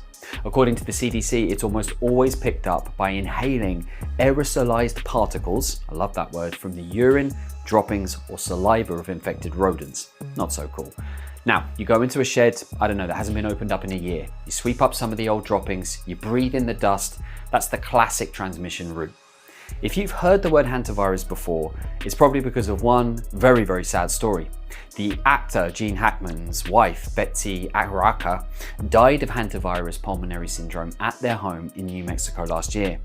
Now, investigators believe that she contracted it from rodent exposure around the property. It's nasty, man. I mean, the symptoms are horrible. We're talking fever, headache, horrible muscle pain, tummy issues, and then after a few days, the lungs start to fill up with fluid, and the patient develops what's called hantavirus pulmonary syndrome, or HPS. The case fatality rate, depending on the strain, runs as high as 30 and 50%. So this is a serious illness. However, to be clear, it is rare and it's not really one of those outbreak diseases. You get one person, they go into the shed, they get sick, and that's usually the end of the story. So why is this different? How is it possible that so many people are getting sick? Well, this is where it gets interesting.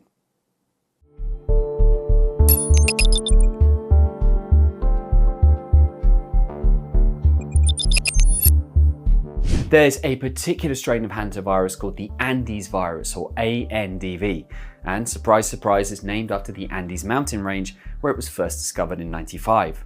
And it's found mostly in southern Argentina and Chile, which you'll have noticed is where this cruise ship actually started its voyage. Now, the Andes virus has, as far as scientists can tell, one thing in common with dozens of other hantavirus strains. It's mostly carried by rodents, in this case, a long-tailed pygmy rice rat, which doesn't sound scary, but is carrying a really scary virus. And it has one thing that sets it apart from every single one of them. It's the only hantavirus on Earth for which person-to-person transmission has been documented. Now, to be fair, the science, as usual, is contested. Some people are saying that the older claims aren't backed up by stronger enough evidence. So, as usual, not everything is clear. But one thing that we know is there's been one outbreak where everybody agrees on. In November of 2018, in a small town in Argentine Patagonia called Epuyén, a single person who had environmental exposure to rodents attended a party whilst already sick. Now, according to reports, 6 other people who attended that party got sick over the following weeks, and then 17 more people linked to those first cases got sick after that. So by the time it was over, there were 29 confirmed cases and tragically 11 deaths. 142 people were placed as a result in quarantine, and Argentine health authorities had to enforce mandatory isolation, contact tracing, before they could get the R number. You remember that R number thing? Well, it was down below 1, and before they intervened, the R number for this virus was at 2.12. Fortunately, it then dropped down to 0.96. So yeah, there is in fact a strain of hantavirus found specifically in the region that this cruise ship started its voyage in, that's documented to spread between people, that has a case fatality rate of 40%, and that in one party in 2018 had an R number roughly comparable to what early COVID-19 was doing.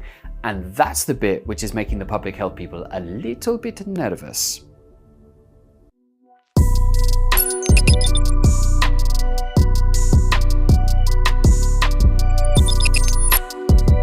Well, if there's one thing social media loves, it's a total meltdown and a panic. So first of all, let's get the facts straight.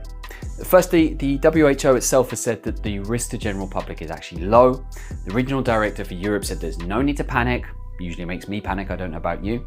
In fact, when she said human-to-human translations couldn't be ruled out, the director, Dr. Van Kerkhove, actually added in the same breath that this isn't a virus that spreads like flu or COVID. It's a completely different kind of pathogen, so you can't just catch it from someone walking past you in a corridor. And then secondly, even in the worst documented outbreak in the Andes, that so-called Epuyén party in 2018, transmission required close and sustained contact.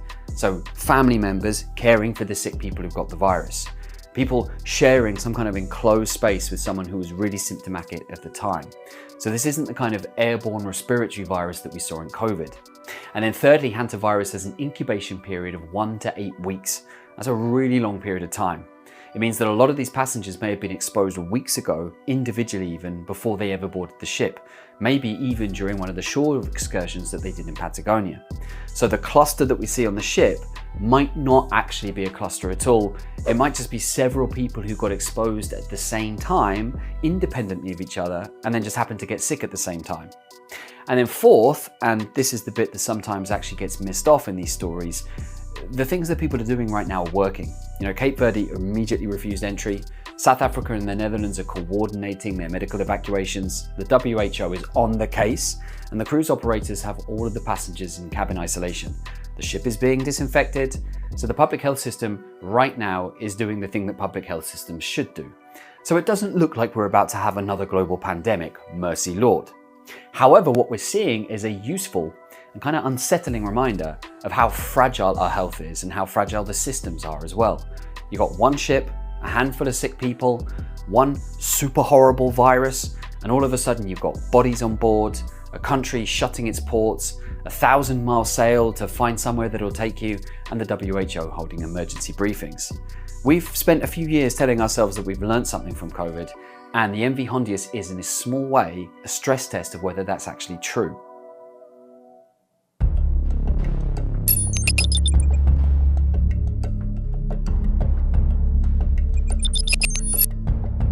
Now, it seems a long time ago since COVID, and in many respects things are back to where they were. The cruise industry, for example, just as big and amazing as it was, the ships are even bigger than before, and the polar expedition market, the one that the Hondius is part of, has boomed. People want to go to remote places. They want to see things they haven't seen, and of course they want to do it with hot showers and a buffet. So I get it. But what we are doing when we send ourselves on these trips is we're putting hundreds of people from dozens of different countries in a pretty small steel can and then sailing them through endemic disease zones for weeks. So it's kind of like the perfect Petri dish. And we're doing it. We're paying even to do it. And the public health system then has to pick up the pieces when something goes wrong, is of course the public health system that really had a massive issue dealing with COVID.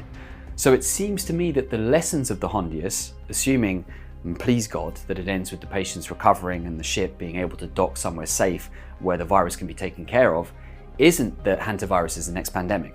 It's that the next pandemic, wherever it turns out to be and whatever it turns out to be, is probably going to look something like this. A confined space, a long incubation period, a ship that left port before anyone knew anything was wrong, and a government that has to make big important decisions in a hurry, especially about whether it's letting these infected people back walking down the gangway. You see, right now there are people on that ship, poor people on that ship, watching the lights of Praia in the distance, waiting to find out if the government, any government, will take them. And I don't envy them. I really don't. My name is Patrick Ney, and this is what.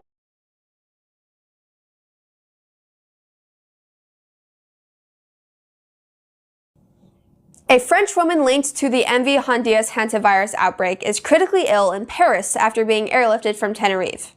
She was flown to France on May 10th after her condition rapidly worsened and is now being kept alive with an artificial lung at Hospital Bichat Claude Bernard after the virus caused severe damage to her heart and lungs.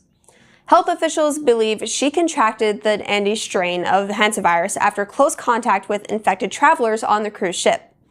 Most hantaviruses spread from rodents to humans, but the Andes strain is one of the rare types that can spread from person to person through close contact. French authorities are tracing and monitoring 26 close contacts, including family members, fellow travelers, and medical workers involved in her evacuation and care. All 26 have tested negative so far, but remain in hospital isolation and will be tested 3 times a week. Officials still say the risk to the wider public is low, but this case is serious because suspected person-to-person hantavirus spread outside South America is extremely rare, and the cruise ship carried passengers from multiple countries. The MV Hondius outbreak has now reached 11 total cases, 9 of them confirmed, with 3 deaths. A Spanish passenger who tested positive after evacuation is quarantined at a military hospital in Madrid, the latest country added to the confirmed case map. Investigators believe the outbreak started with a Dutch couple who took a birdwatching tour in Argentina that included a stop at a garbage dump, where they are thought to have been exposed to infected rodents. And both later died. Argentina has dispatched a scientific team to help investigate the sites the couple visited. The WHO has warned that more cases could appear because the virus can take weeks to show symptoms. Scientists are also checking whether the virus changed in a way that made it easier to spread, though no mutation has been confirmed. But for now, health officials are trying to contain fear and virus at the same time. And this one here is another example of, well, people unnecessarily causing panic where they didn't have to be. Like this last one is like actually a effing joke. But yeah, here we go. You guys want to tell me how on a boat of around 150 people, this is the only video we see? I normally wouldn't make a video like this, but I feel like I need to say something, so I wrote a few things down. Telling you guys right now, the words that he is reading, you could watch his eyes keep going back and forth. He's clearly reading a script. These words are not his. I am currently on board the MV Hondius, and what's happening right now is very real for all of us here. Sure, it's very real, y'all. We're praying for your safety. We're not just a story. We're not just headlines. We're people. People with families, with lives, with people waiting for us at home. This is how the media deceives you guys. They want you in your feels. They want you scared. They want you worried about what is about to come, but nothing is happening. There's a lot of uncertainty, and that's the hardest part.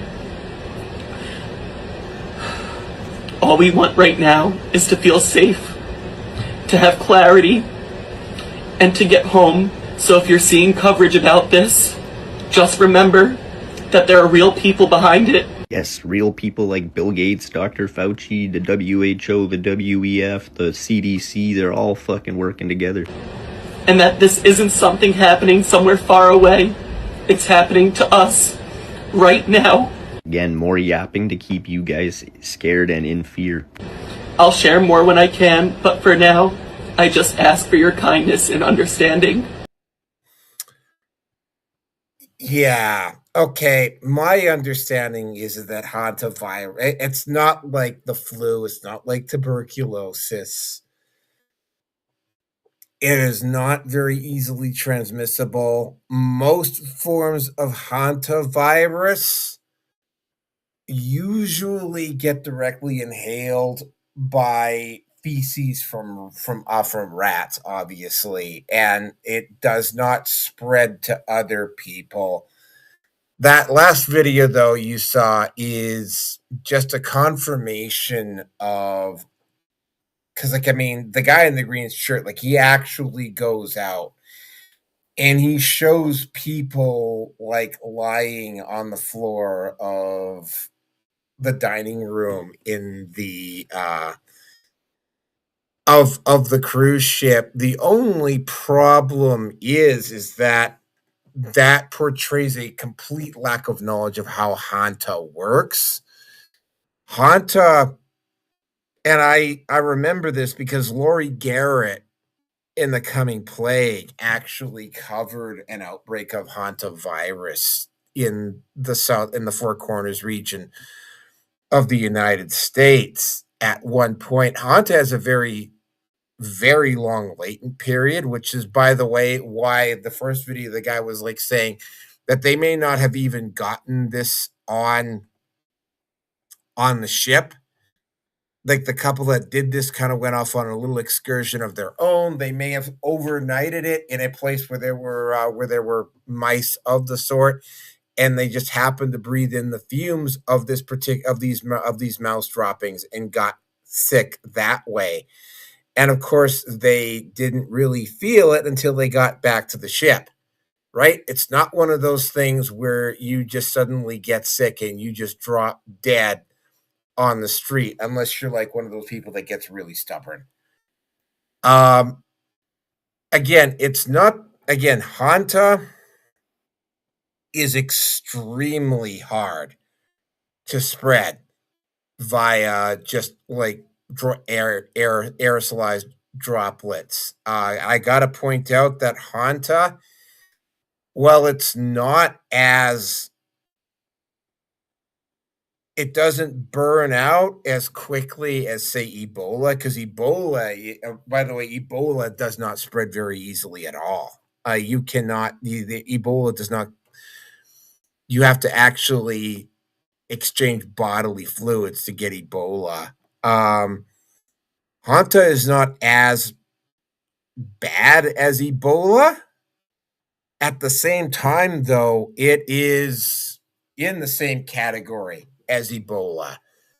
Again, just like with COVID, though, it's not the actual disease itself that's the problem. It's the stupidity of the people. Like, for instance, like the guy in the green shirt. Actually, both of those people, uh, creating unnecessary fear, right? Like Hanta is a very real virus, and yeah, it does like this particular version of the virus does spread from person to person, but it's kind of like you have to be in close contact with them for a sustained period of time. So it's not easily spread between people. Uh the WHO, incredibly enough, actually did their jobs in this particular situation and kept the thing under control. They put everybody under medical protocol. They exercised quarantine, which is a good thing because Hanta is not something you want to be fooling around with.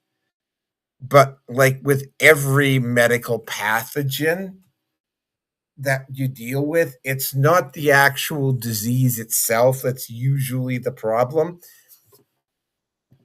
And I definitely experienced this with COVID. It's the stupidity of the people that are getting their information. I can remember specifically one time with COVID, and this one guy was convinced that if you got COVID, it was like a 100% death sentence. And he literally started getting belligerently abusive to me when I was like telling him that he was wrong. And it was like, and I had the stats to back it up because if you recall, Google directly published the stats, and like most states and provinces, at least in North America, had readily accessible information and data on COVID as it was ongoing. So the guy stupidly kept arguing with me. So I went, okay, like, there you go, bud. There's the stats immediately available on Google. And this idiot actually told me to take my fake numbers and shove them up my ass. And it's like, these aren't the fake numbers, you stupid asshole. Like, these are the numbers directly from the CDC. I got these directly from the New York Times, which publishes them on the front page of Google. You just have to go and look. So shut the F up. That finally got him to shut up, right? Again, I got to emphasize this, but I mean, I've seen individuals go out and create a lot of unnecessary fear over a virus that does not spread very easily. And don't get me wrong, it's not like COVID. Like, if you get this disease, there's a 40, it's got a 40% virulency rate. You know, like, basically flip a coin as to whether you live or die, right? Way, way, way nastier than COVID. Luckily, doesn't spread easily. It's not the disease itself, though. It's the stupidity of the people around it. That's the cause of the problem. Got to give the WHO some credit, got to give the CDC some credit, and I got to give people who kept their heads about them and didn't try to blow this out of proportion on this particular situation. But yeah, there was a lot of human stupidity going around about this. So anyway, guys, like, yeah, we are almost at 2.5 hours now, so let's keep the comments laser. But Robert, you're up.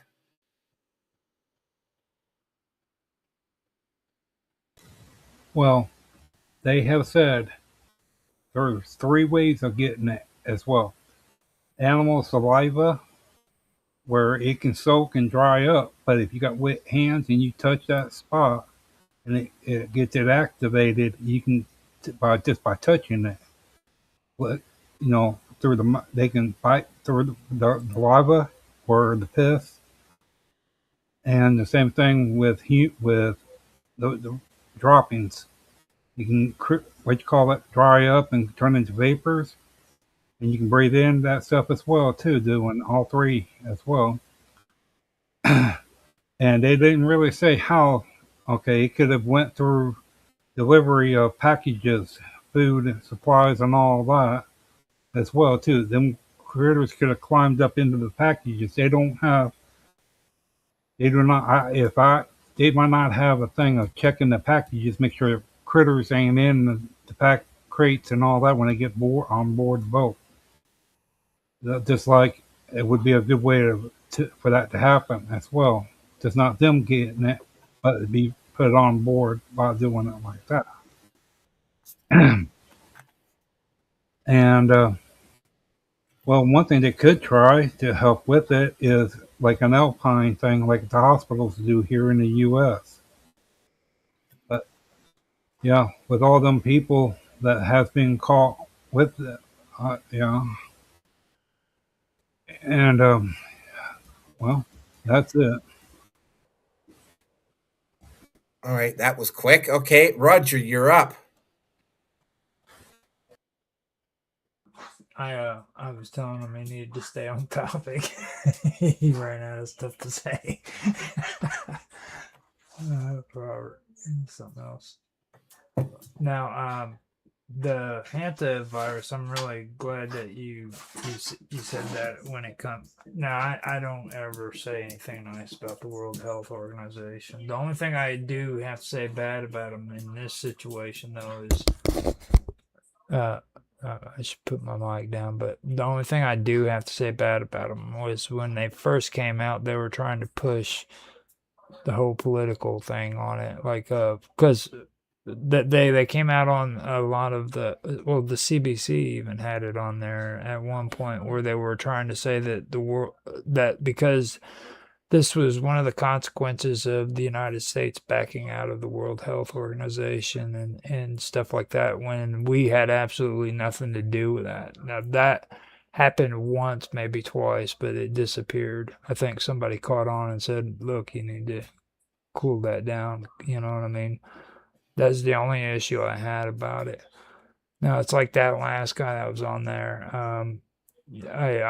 That's complete bullshit. You know what I mean? And this is the kind of stuff that I'm talking about when it comes to listening to people on the internet. Like, it doesn't matter what it is, they're always going to come out and try to frickin' say just ridiculous bullshit. This is a very, very deadly disease, and people need to be careful about it, just like you said, Naroki, because this can kill you. If you think freaking COVID was bad, this is bad.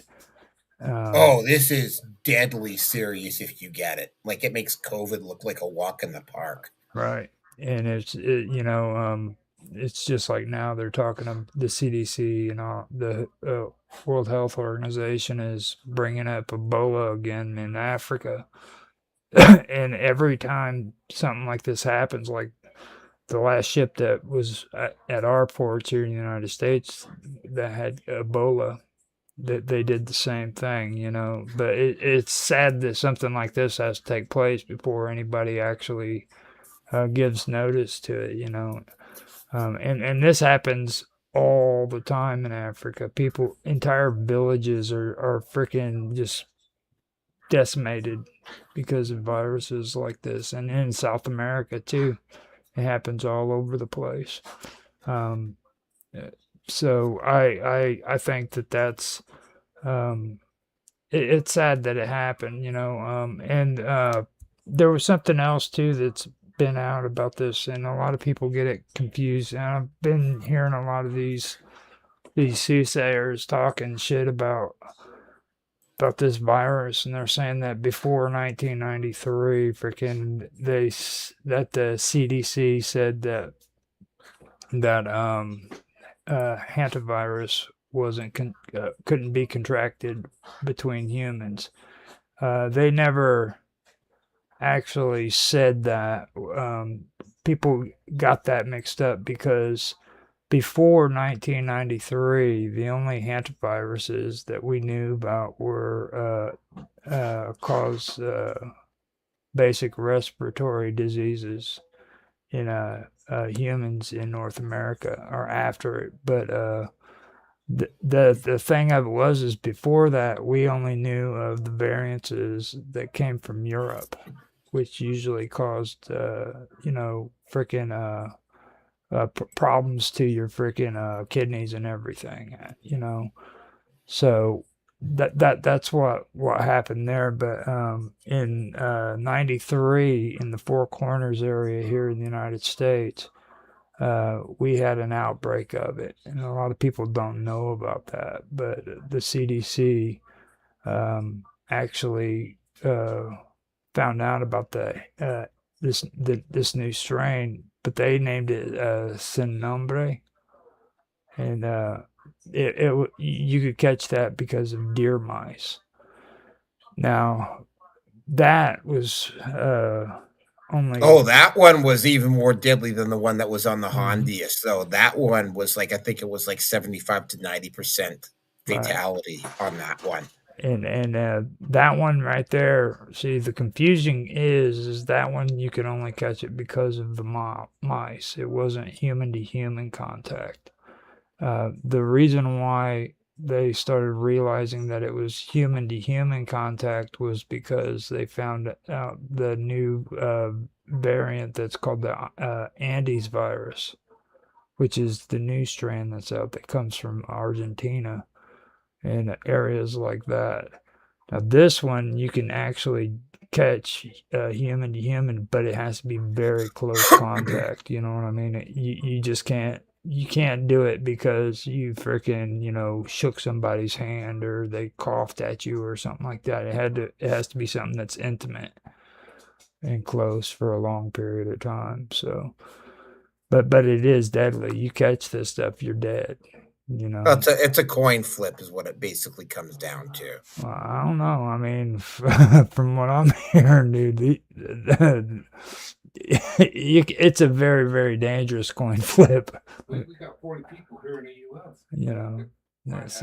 So that, I mean, I wouldn't want to be gambling on it. You know what I mean? So all I can say is when it comes to this right here, don't listen to these chumps on the internet trying to tell you that it's a big conspiracy to freaking do shit. You know what I mean? Because it's not. This is something that's very seriously serious. And the guy on the ship might have been reading off of a cue card, but I mean, you think about it. If I was in his place and I was fucking scared shitless, I might need somebody to hold a cue card for me so I could do it. Try being in that person's shoes before you try to come up with some conspiracy theory. That's all. The thing about that video is that, I mean, again, it doesn't, because I tried finding, there was a second part to that guy with the green shirt in his video, and he was like showing people like dying in, like dropping in the kitchen or the dining area of the cruise ship, and that is just not how Hanta works. Like Hanta is like unlike Ebola, Hanta is a slow burn, right? Yeah, That's the part exactly. that's really nasty about it. I mean, Ebola is like nasty, but I mean, once its latency kicks in, and it's got a very low latency period, like maybe 24 to 48 hours, but once it kicks in, you ain't going anywhere, right? Very few people actually survive Ebola once it's fully kicked in. But I mean, the thing again, the issue here isn't the virus. Like I said at the very beginning, it's not the virus itself, it's the stupidity and the predatory mentality of other people to push agendas or to make rash, irresponsible decisions and basically try to force other people to go along with those decisions Well, I that are mean, probably more what dangerous than the actual virus itself. what I'm hearing though is like they've actually put a stop to it. Like it's like I said when I started, I heard it coming out of the CBC. They were real big on it. They were pushing that whole World Health Organization bullshit, and they stopped. You know, the people I'm hearing a lot of the crazy shit coming from is from the fringe sides. Everybody's making it out like this is some huge conspiracy, and it's not. It's not. It's not. This one is not a conspiracy. I will just to give you another example of how stupid people can get around viruses. When there was a major Ebola outbreak around 2019, there were people in the camp that I was working in, and we were in northern Canada, and Ebola is, to my knowledge, exclusively a equatorial African situation. There are people like there was this one particular woman that was absolutely losing her shit over it and was getting belligerent with the camp manager over Ebola. And I kept looking at her and I kept telling the camp manager, it's like the virus only with Ebola, it only spreads through direct exchange of bodily fluids. Like you can't breathe it onto somebody. And this woman just kept arguing and arguing and arguing and arguing with me that no, it's not, no, it's not, no, it's not, no, it's not, no, it's not. And it was like, it's like the manager eventually had to break us up because I mean, like she was just absolutely determined to hold her position. So I literally had to go to the manager of this camp and I had to go, here, like this is the information I have on Ebola, ... directly from the CDC. Like, yeah, like the woman that was like losing her shit and like causing unnecessary panic with the other people in the camp over this is a serious detriment and you need to deal with her. And apparently she did get pulled aside and she did get a good talking to. But I mean, again, like it's the people that are as much a problem when it comes to viruses as it is the actual virus itself. Although, have you ever watched the movie Airplane? You mean the one with the fake blow up dummy autopilot that got blown Yeah. by the stewardess? Yeah. Yeah. Now you remember when the woman was freaking out and they freaking grabbed her and tried to calm her down and she wouldn't calm down, so they smacked her and then they eventually started a line and everybody. Yeah. That's what needs to happen right there. Just start a line and just start smacking the shit out of them. Yeah, I know that particular woman. I was, so help me God, I was ready to just get up. I was like, just the reason why the manager actually stepped in. Yeah. Because I mean, like this, I mean, I was ready to just go over there and fucking smack her stupid, right? Because she kept arguing, right? And it was like I was like listening to her, and it was like, you know, it's like she's causing unnecessary stress and panic with the crew that I was working with over a virus that was never going to get into North America, right? And no matter what I said, I was wrong. And she just kept doubling down and doubling down and doubling down and doubling down. And it was like, I was like, yeah, no, I finally had to the manager intervened and I had to go to the manager and I had to go like that. They had to like literally lay out a display and had to go like this. Mm-hmm. Right. She's wrong. She's causing unnecessary stress and unnecessary fear. You need to deal with her. And she was dealt with. But anyway, yeah, we're going to have to keep this moving here. So let's move on to the next topic. We would have, but you just kept running your mouth, man. It's like, whatever, dude. You're getting as bad as Robert. Yeah. No, you know better. Nobody's as bad as Robert. All right. Well, here's the next cinematic chill by infraction. It's just under 2 minutes. So here we go.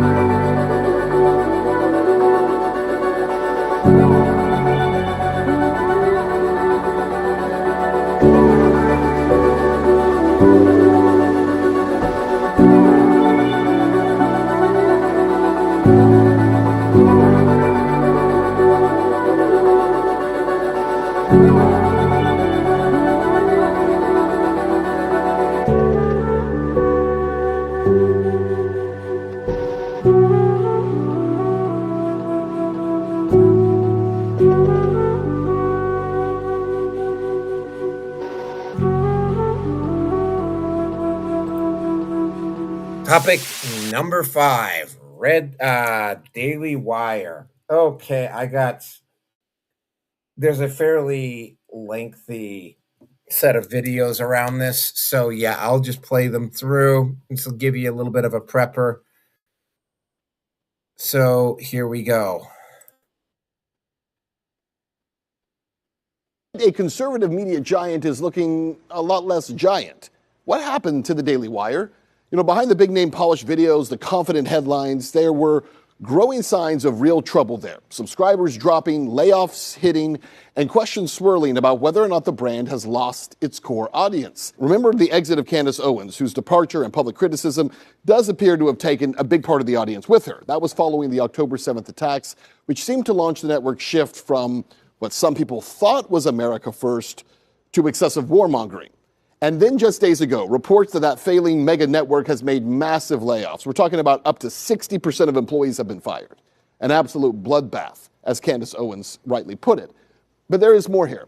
Add unconfirmed but somewhat loud online speculation involving USAID, and the cracks really start to show here. But it wasn't until around the time that Doge led to the ending of USAID funding that the Daily Wire really started to plummet in viewership, because that's when things started to fall apart. Ben Shapiro's show has been in a free fall over the past year or so in terms of viewership and engagement, while voices like Tucker Carlson and Candace Owens continue surging. And with this new possible revelation of funding, how much longer can the mega network sustain itself? You see, in this current era, the battle lines are not drawn between liberals and conservatives. The real battle is being fought on X and other social media platforms right now between those who are America First and those who are Israel First. And the Israel Firsters might have all the institutions and the money behind them, but as with the Daily Wire, when that dries out, so does the viewership. And after October 7th, the Daily Wire had to reveal itself. And what did it reveal? It revealed that the entire operation from top to bottom has one goal: to run cover for the Israeli government, no matter how many atrocities it commits. And people like Tucker and Candace and Alex Jones, they've shown that you don't need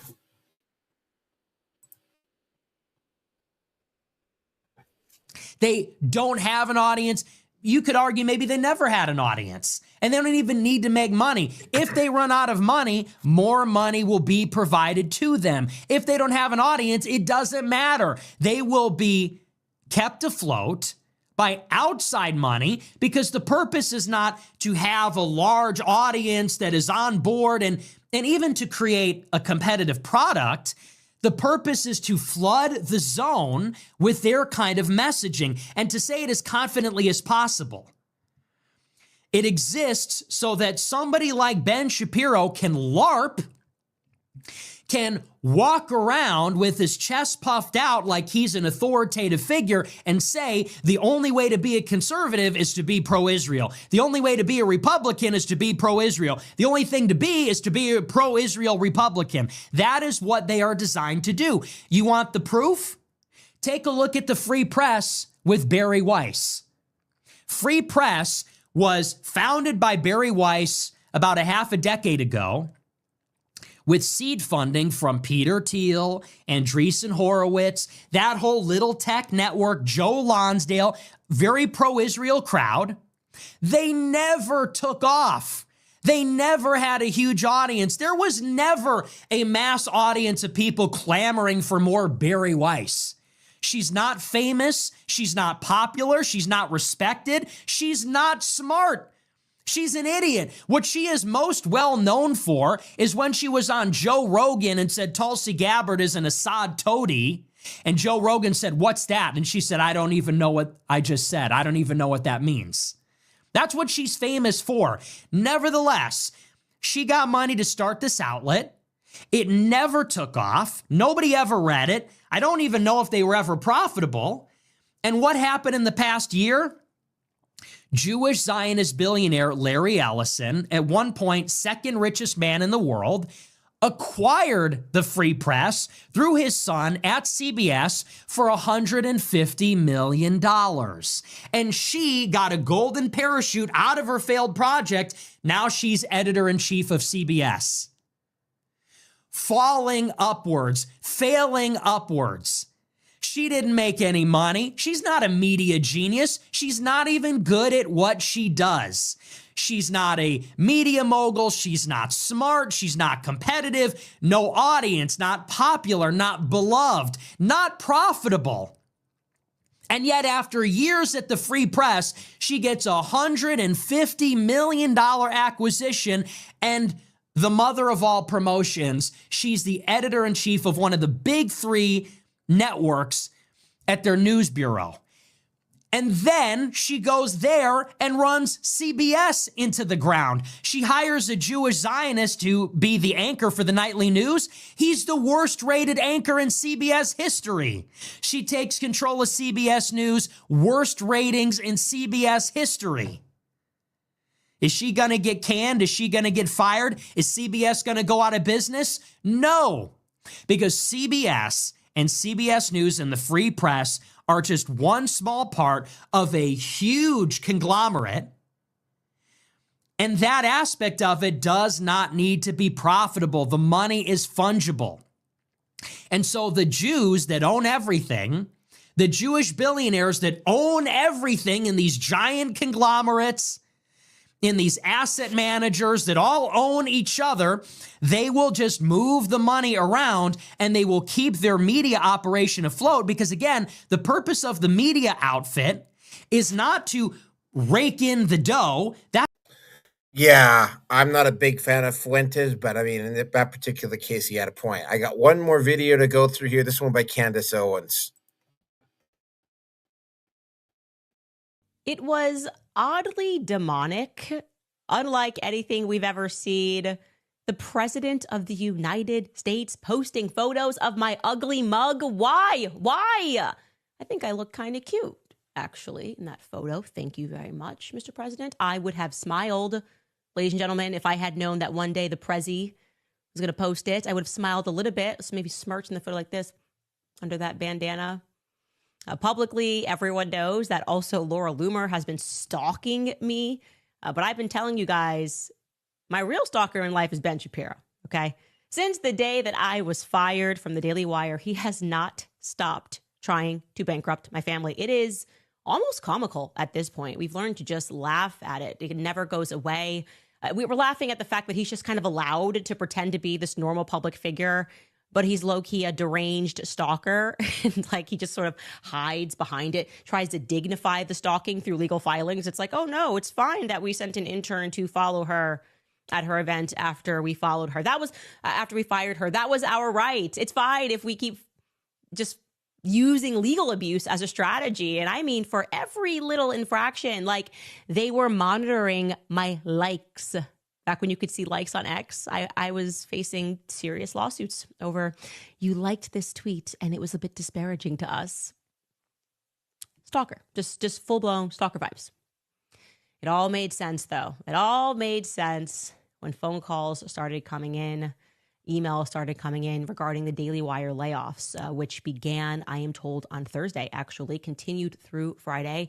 There's some indication they may actually be continuing through today. And it was an absolute bloodbath. Do not allow them to spin it. Okay, I'm talking entire departments, big people at the firm, lawyers at the firm, the chief operating officer, the executive vice president, virtually the entire marketing department, the production team has now been reduced to a mere skeleton crew. No one was safe. Not even Ben's team was safe, marked safe from it. Even a director on his team was fired. It was brutal. I have counted approximately 54 people who lost their jobs from top to bottom. And that's just in this wave, because this has been going on, as we all know, for a while. The writing has been on the wall for a while. It has been very strange, the worst kept secret in media, as they keep writing, having people publish these articles that just defy reality. We were having private conversations like, how long can they keep up this charade and keep pretending that this is not happening when everyone can see the numbers? We can see how the public is responding. It's very strange to just sort of live in a delusion. We knew that they had brought in private equity sometime ago in the last 2 years. I used to work in private equity in these particular types of situations, so I knew what the implications were of bringing in private equity, especially if it's a distressed debt situation. The usual term, as it was at the company that I worked at many moons ago, is 2 years. They'll inject cash into your company. They'll float you for about 2 years as you attempt to turn things around. You fire some people, you restructure a little bit, but you're kind of walking the plank, right? Maybe you fix it, but if you don't, they're gonna sell that company, and they're gonna own a huge chunk of that company that they sell. Now, I can't assert that that is definitively what the deal terms were for the Daily Wire, but I can say that we're just about now over 2 years, just over 2 years removed from my firing, and the Daily Wire has obviously not turned the company around. In fact, I would say they've just kind of cranked up the crazy, almost like they were trying to catalyze their own demise. And so, yes, it was announced on Friday that the mass layoffs took place, for which they offered this excuse to Barrett Media. I think Barrett Media was among the first to report the story. It reads, quote, "Today, the Daily Wire made a difficult decision to restructure the organization, which included layoffs to a number of teams. We are deeply grateful to those impacted. Their contributions were instrumental in building the Daily Wire into what it is today. The cuts were largely concentrated at our Nashville production office, as the company has invested in new formats, locations, and production models. Our footprint there has evolved. Over the last year, we have added production staff in DC, the Northeast, and Florida. This step allows us to focus our resources on an ambitious slate of new entertainment projects that are set to release this year. Additionally, we will continue to invest our editorial team in investigative journalism, where we have already added numerous new reporters across the country and established a DC bureau with a seat in the White House briefing room." That's a lot of words to really say nothing. Okay, it's not good what's happening there. Everyone feels it. People that are left certainly feel it. Okay, first they shuttered Bent Key Kids, which was obviously massive layoffs that were done.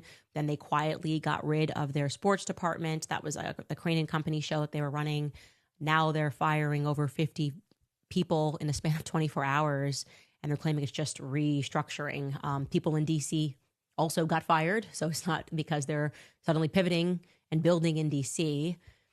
So as they attempt to spin this into something else, the broader question is, what actually happened to the company? How could it happen so quickly, more importantly? Because make no mistake, this is like the equivalent of Enron, right? It's a virtual overnight collapse. In 2023, they were arguably one of the most promising companies, conservative media companies, certainly in the game. They were at the top of their game. Everyone was clamoring to work with them, to do projects with them.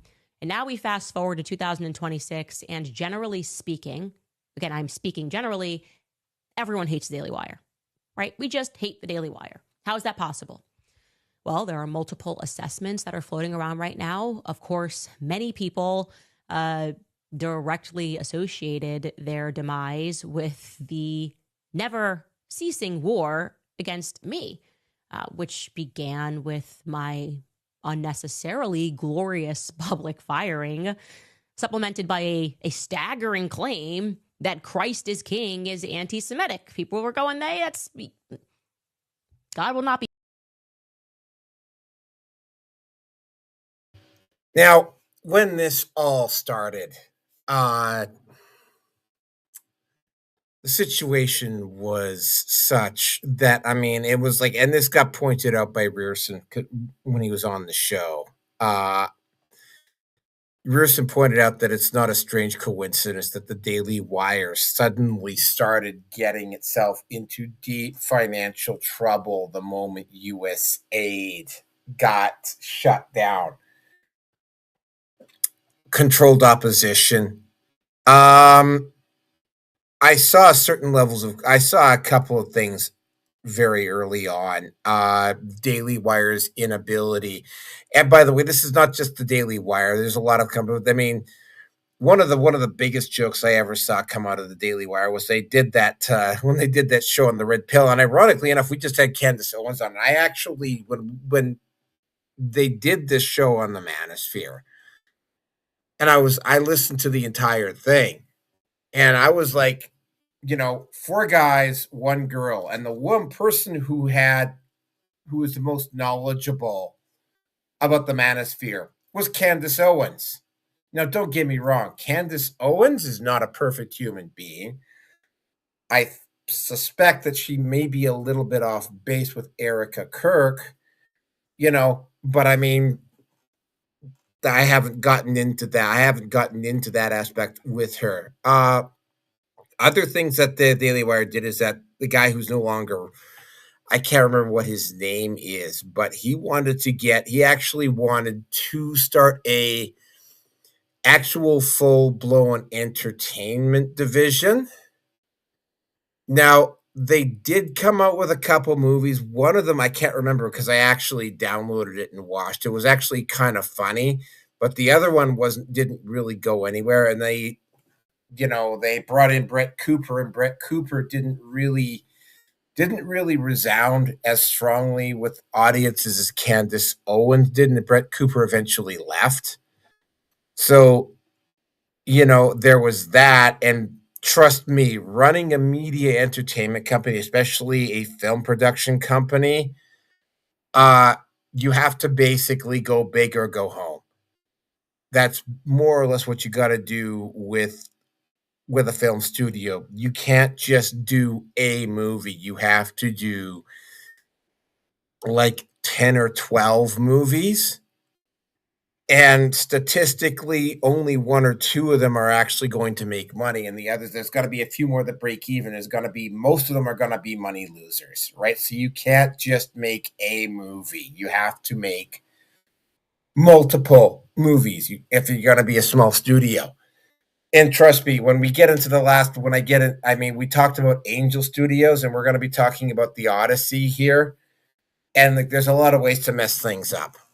Then there's that. Then, of course, and again, I don't have a dog in this fight, so I don't normally comment on the Israel-Jewish thing.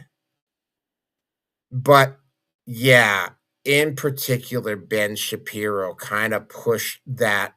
My understanding is that he kind of pushed that really, really hard. Not overly surprised because he's an Orthodox Jew. So, kind of par for the course. They really went overboard. Then, of course, you also had the situation with Candace Owens, and you've had a few other high-profile layoffs, also bringing in private equity to bolster, which is, I suspect, what happened. to bolster up their finances after, again, allegedly U.S. aid money was being poured in for them to be. And I find this very ironic because they were like, I can remember from 2020 to 2024, there were like literally people like accusing Ben Shapiro of, and this is no word of a lie, red pill adjacent, far right adjacent, right? Even though Ben Shapiro has never really been a friend of the manosphere in any way, right? So yeah, they never really had an audience on the left. And when they spent a lot of money on films that really didn't go anywhere. I mean, I can't remember the name of the first one. The first one was kind of funny and it was break even, but the other one was an absolute the other one I think was the Snow White issue and it never even got off the ground.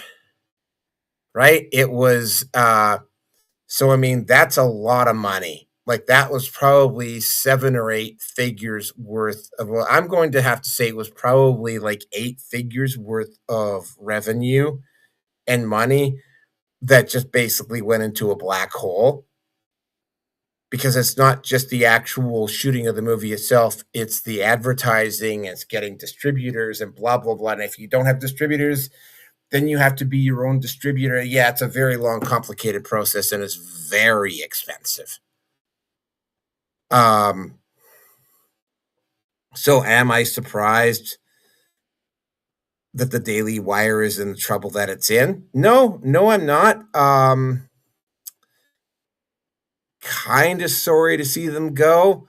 Again, this stuff about U.S. aid was always allegedly. But even if it's allegedly, they were still taking money from U.S. aid, which basically makes them not much more than controlled opposition, in my mind. And with that, I'm going to turn it over to Robert.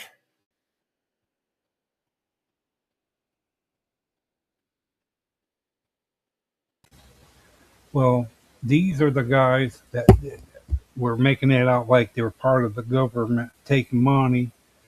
And the movies, they were for, what you call it, themes where people were thinking that their men and kids were thinking that they're girls and they think themselves as boys. They were making movies for overseas here, making comic books,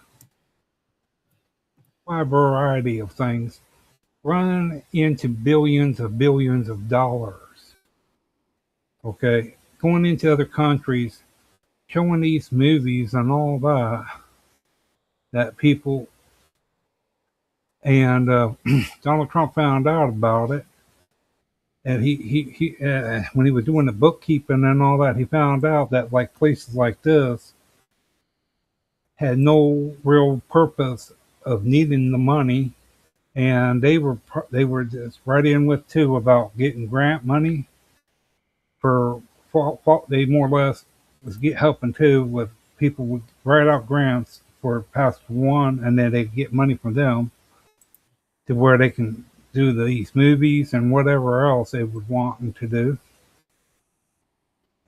And did not matter how bad they were going. This was going on for a good 10 to 12 years of this money.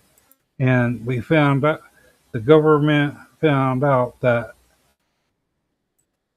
it was in such the amount that was being used, and as well too, if they were having money problem, and they probably try to use their company to put it on the stock market, and stock market is very high.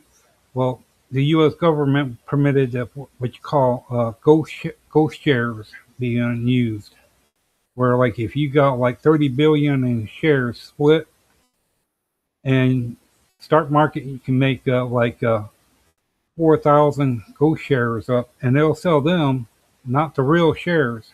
But by doing so, you can bankrupt a company. Here in the U.S., it was about 12 companies that was going through that, and they had to eliminate the thing of shares for their company. They removed it from their company. They had so many problems with that. If they were doing all sorts of things like raising money for unknown reasons, and they were getting money from the U.S. government, and it was about I don't know how many other places. It wasn't part of the government at all.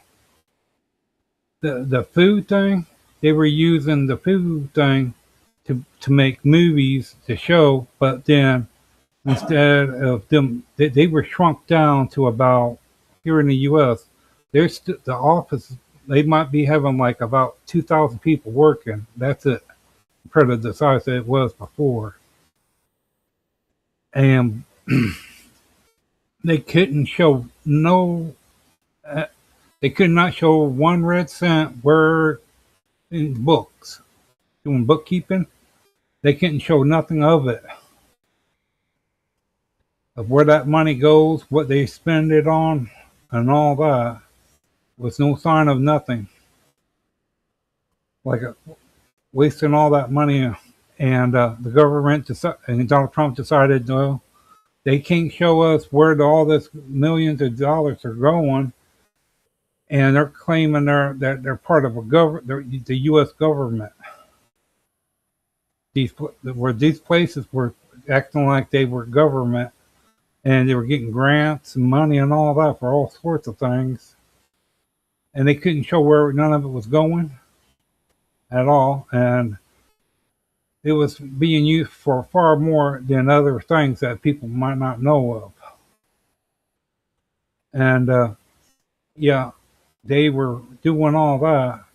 After a while, they were about to get caught one way or the other. And when it comes to the other, well, there's two sides to everything, okay? They're all saying that they're bad and all that for everything, war crimes and this and that. Well, you can't not, what you call it, antagonize a whole group of people, okay, by what a few does. If that's the case, the U.S. ain't got no right to talk, and a lot of other countries don't either, okay? Like Nazis, Russians, look at their track record in the past, what I'm referring to. So we have to remember, okay, that we don't need to go down that road. But yeah, with all that, with all the money that came up, and that woman, yeah,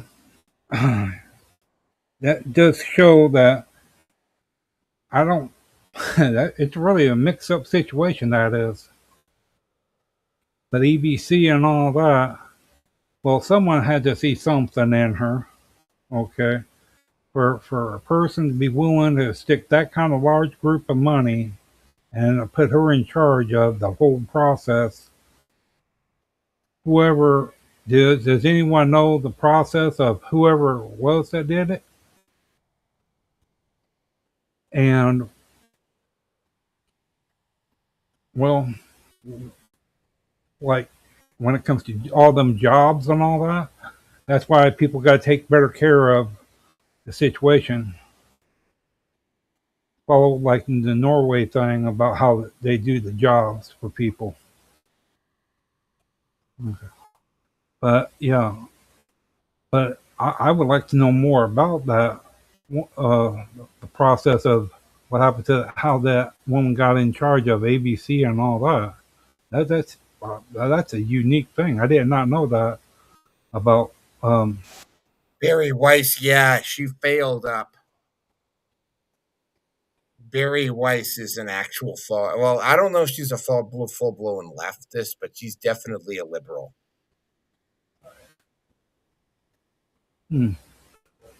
What kind of liberal? Because what I'm saying is because they got different. I know. I'm technically speaking, I'm classically liberal myself. So yeah, but are you a liberal uh, independents, or well, they got different things in Well, I Congress. mean, independent liberal is basically Yeah, that's what considered I'm saying. classical liberal. You know, Yeah. if that's considered classical liberalism. Oh, okay. Yeah. All right. Is there anything else, Robert, or we can turn it over to Roger? Yeah, I just gotta say one thing, that everyone does need to be watching, because if a person's willing to do that like that, who knows what else that person's willing to do. Mm-hmm. Okay, Roger, you're up.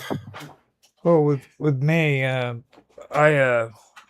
actually thought that in the beginning, I thought Shapiro was actually doing some pretty smart things. Whenever I do my editings, I always put out 15-minute videos, and I did that because it was a smart move that he did back when he was really going good.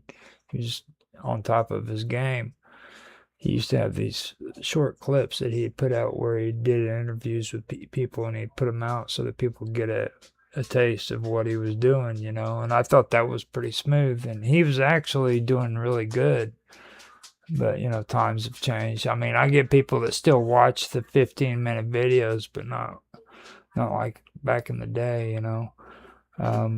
But that's what I got from I didn't like the Daily Wire either. I agree with I agree with her on that one. You know, nobody likes the Daily Wire. Just period. I don't think anybody really does. Does anyone actually know what that is? Yeah, I do. I never heard of it. Robert's having a conversation with me in the background. So but the thing of it is it's like the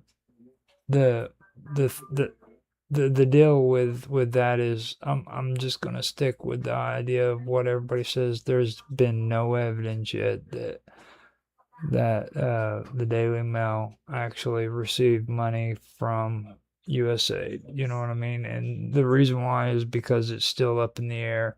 It is kind of suspicious that they are going under, as bad as they are, after freaking everything happened with the investigations on USAID. But until that day comes where they have evidence showing that they actually did receive it, I'm not going to say. I kind of take my I kind of take or I follow Mark Edwards' lead. Every time I get ready to say something like that, I hear Mark in my head saying, "That's conjecture, Roger." You know, so I stop myself now, and I don't know. When it comes to a lot of that, I believe that it is pretty hyped up. The last time I heard about it, I heard that it was actually groups that are affiliated in, I believe it was in Texas, I think it was, or it was some state they're starting to lay them off on, and they said that it was only like 30% in the layoffs and stuff. That was the last time I checked up on it, so I don't know for sure exactly how many of them was on there. I do find it weird, you know, that Ben Shapiro was the co-founder. Now he's just like the mouthpiece for the Daily Wire. I find that odd. His partner, I guess, is still a CEO, but they pretty much just made him a mouthpiece. And he was also affiliated with those brothers that were they were billionaire brothers that were involved in the oil industry. That was something that really stuck out to me. Brothers? I Huh? think it would be the Koch brothers. I don't know if the Koch brothers are involved. No, it was the Wilkes.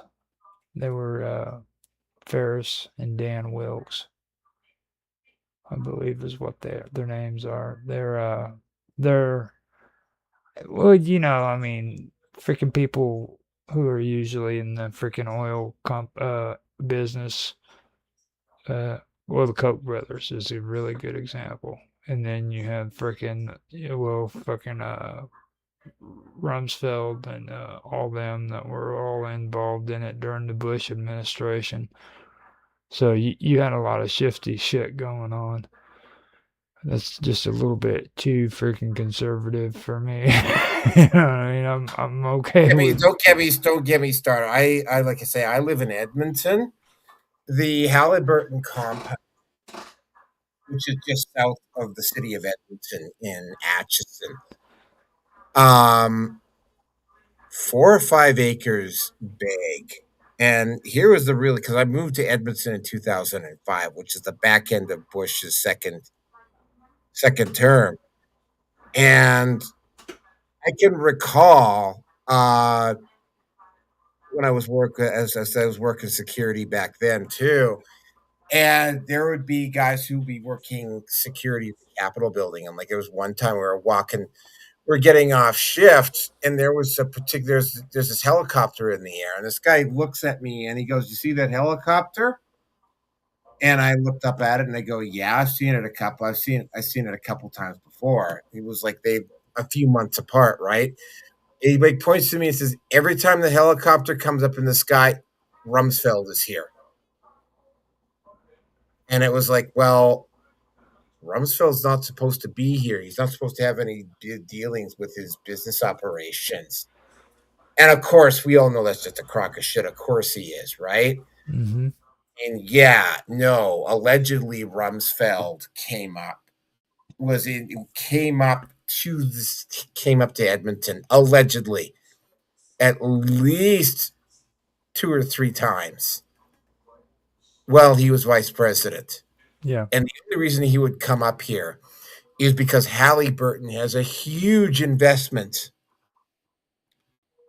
here in Alberta, and particularly northern Alberta, with the oil sands. It's the only reason he would come up here, right? Because it was like not. Well, I mean, keep in mind, George W. Bush came up here too, less than a year after he was no longer president. So I mean, yeah, no, that Bush administration had a very big interest in what was going on in at least in northern Alberta in regards to the oil and gas that was coming out of there. Yeah, exactly. And it's with what Robert was saying too. I wanted to point something out. I don't know if he said it right, but it's he was talking about with the stock market, they have what's called freaking ghost shares or phantom stocks, and these are something that actually does actually apply because they're used a lot of times in startups, and that's what a lot of these platformers are real big on, especially when it comes to the big ones. They're real big on going in and getting startups, and that they trade money privately through these phantom stocks and shadow stocks. That's basically what he was talking about, where it's and they're not traceable. You know what I mean? It's basically like a way of employers being able to grant their employees like a specific like number of what they would call ghost units, and then these units would be tracked. They would track the prices, movements of the companies in real stocks, but they were like a pseudo ownership of the stock. You know what I mean? Mm-hmm. And that's why he was talking about. And they've been mentioning it a lot when it comes to media today about a lot of this stuff when it comes to USAID and a lot of the things that are being found out to be corrupt, or a lot of the investigations they're coming up with, they're finding out that this is the way they've been doing it. So that's what he was talking about. I knew exactly what he was trying to say. It's hard for him to say that stuff. Yeah, he obviously doesn't have the same experience with podcasting that you and I do.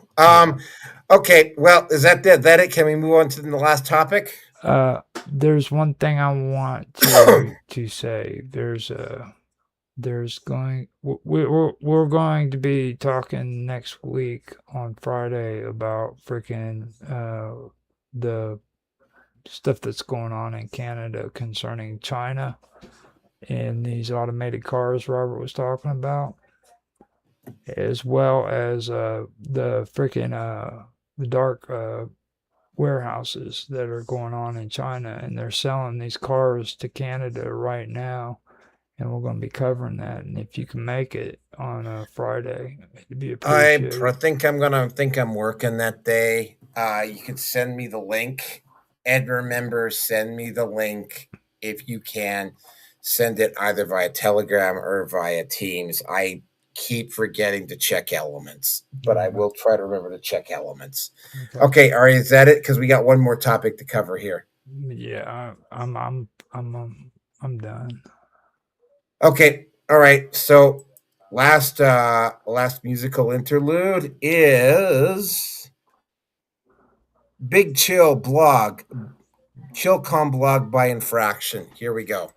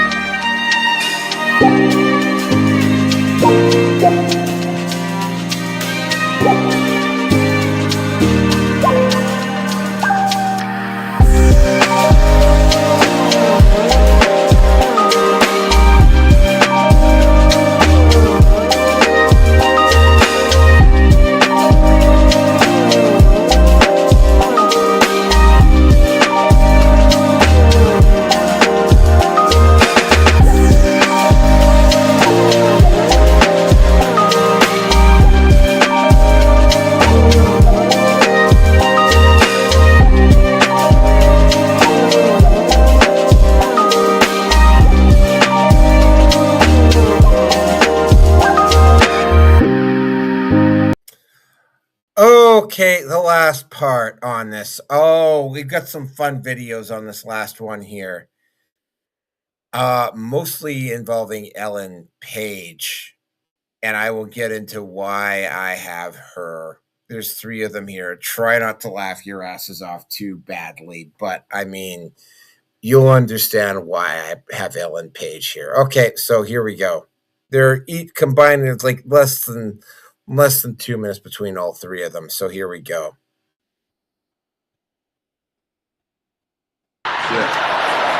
Forget it. It's Mr. Dipshot. Должен попить его. Должен трони его. Он не договорил.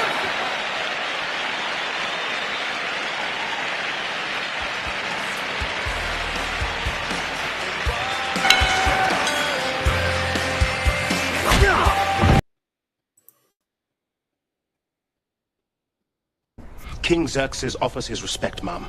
All he asks is that Sparta kneels a simple bow and your people will be spared. Don't call me ma'am. My apologies, miss. Xerxes is generous. He only wants your loyalty. Surely even a delicate thing like yourself can understand that.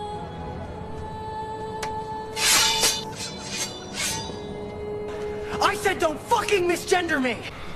Ma'am, calm down. No need to get emotional.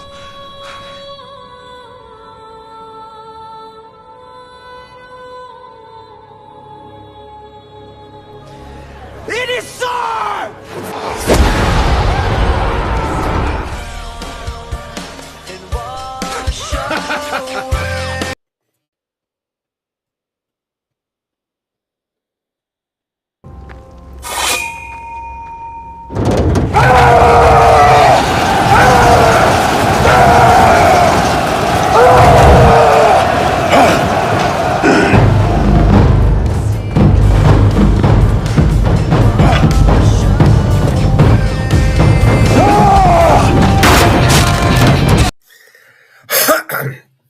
So you might be wondering why I have Ellen Page there. Okay, well, by the way, Odyssey is not a Michael Bay picture.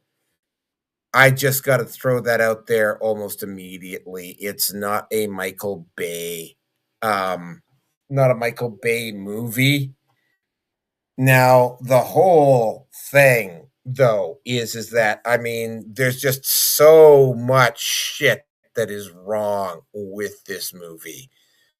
First of all, and I'm gonna just bring this photo up right now, are the number of race swaps, including, by the way, a guy who is one who's Indian, who would definitely not have been there, and somebody from Asia, right? And of course, the Hispanics you can kind of let slide because I mean Greeks have an olive complexion anyway, so that you can kind of let slide. But I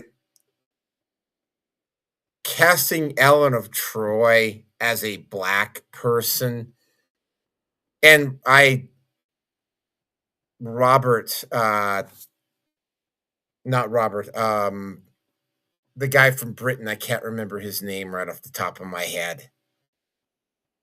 Roger, help me out here.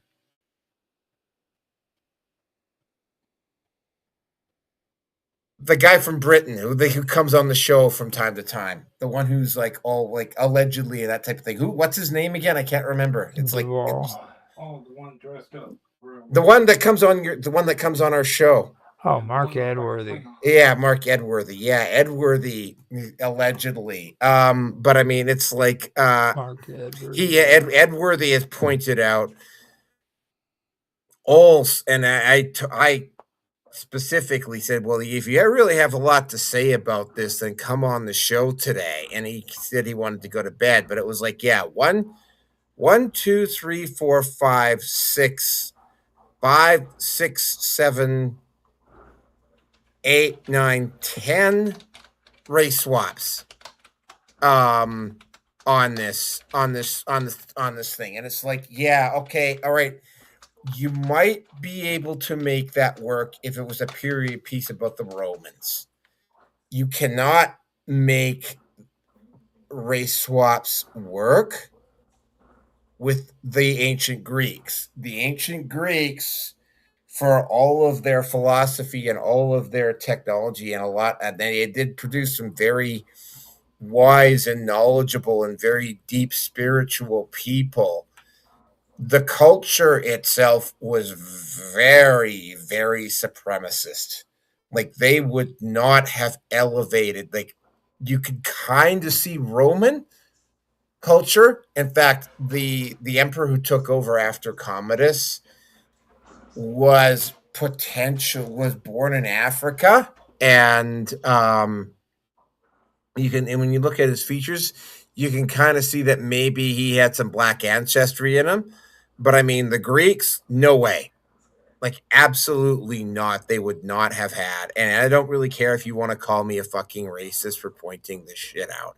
They would not have had black people, African blacks, in positions of power. Now, Sunny Hostin, in her epic fucking stupidity on The View, literally said that, and yeah, she actually said this, that the Greeks got their culture from the Egyptians and the Africans, which is just like, yeah, she actually said that. I could feel myself getting stupider just listening to her. But then again, Sunny Hostin is a celebrity who's so fucking stupid and says so many fucking stupid things that she actually shut down her Twitter account, because every time she said something stupid on The View, which she does a lot, she was getting absolutely fucking spit roasted on Twitter. So yeah, she shut down her Twitter account.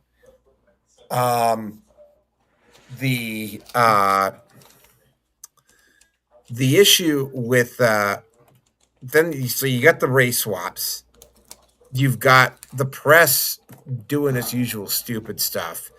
But the biggest issue, allegedly, and you won't know until the movie actually comes out, is that allegedly, and there's been some rumor floating around, I don't know if it's true or not, but if they did do it, that would, especially for Christopher Nolan, it would rank as one of the stupidest fucking moves I've seen on a movie, especially for him, like from a major movie director or a studio for years, and that's putting Elliot Page, otherwise formerly known as Ellen Page. This is a photo of what she would look like if she was actually playing a Helena Troy as a woman. Yeah, she was fucking hot as a woman. She, as a man, she's like pretty pathetic and puny.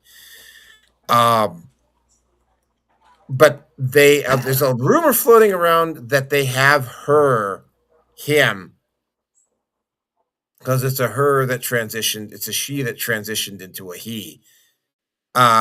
That he is playing Achilles. You know, the part that was played by Brad Pitt the last time they did a movie about Troy. Around, the Iliad and the Odyssey are about the return from Troy after they had defeated Troy.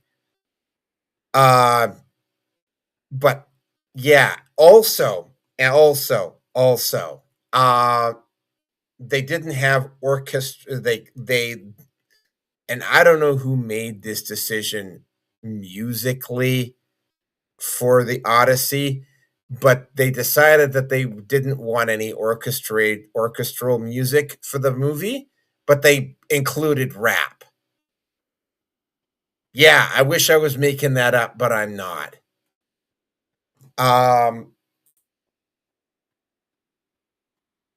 There's only 3 possible explanations for the level of stupidity that I'm seeing, because I mean, like, yeah, this is a Christopher Nolan movie, and I can't imagine a guy who really knows his craft like Christopher Nolan making erroneous mistakes like this. But I mean, 3 possible explanations come up. One, Christopher Nolan has, like, his fame has gone to his head, and he's just decided that he's going to do this.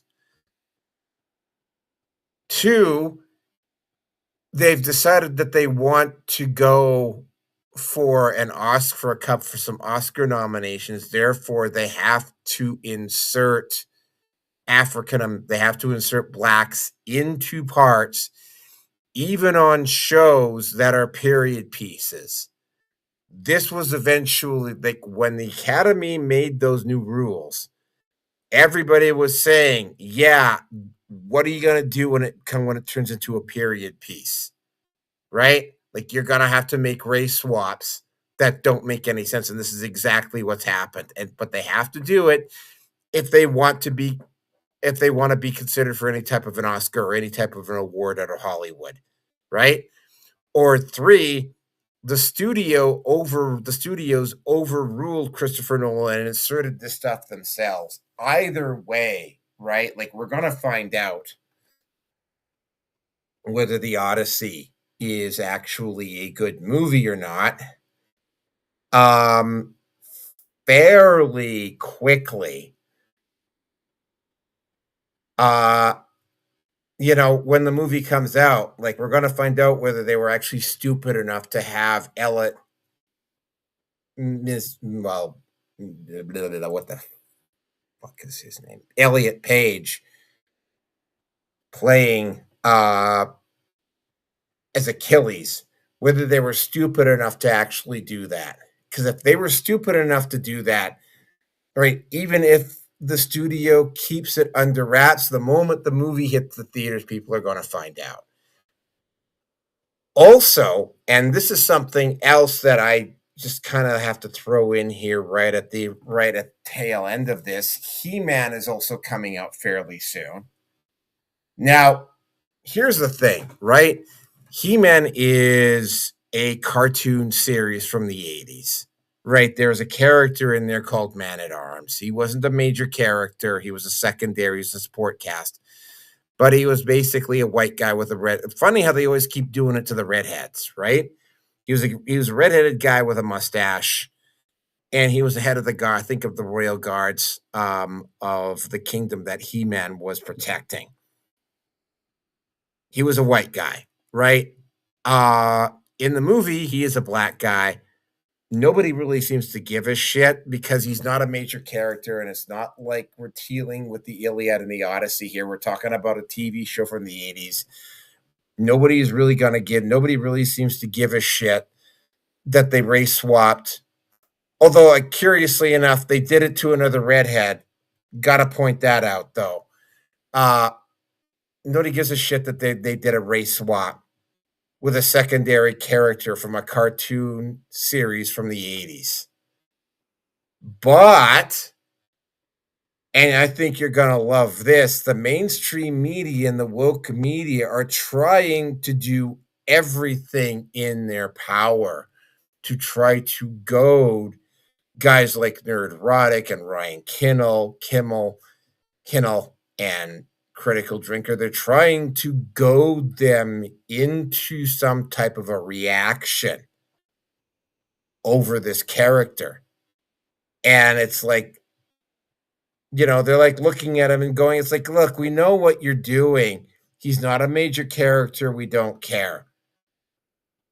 Right? But they keep acting like it's like, oh, well, the Chuds are really angry because Man-at-Arms is black and people and all the Chuds are getting really pissed off. And it's like, well, no, nobody gives a shit. Like, literally, nobody fucking cares.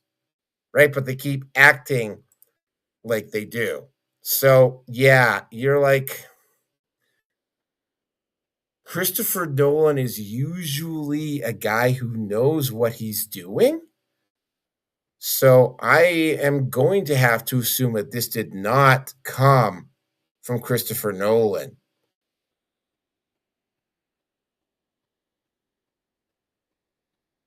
Yeah, Krusty Cracker Sniffer. Hold on a second here. We got a troll.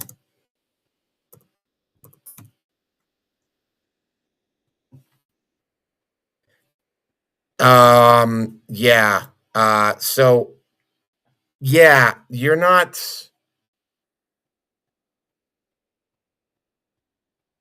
Again, get woke, go broke. And I'm going to go back to a recovery situation here, right?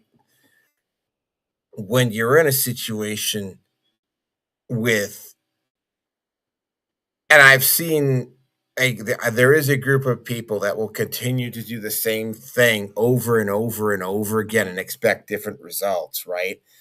And those are addicts. Hollywood is doing the exact same thing, right?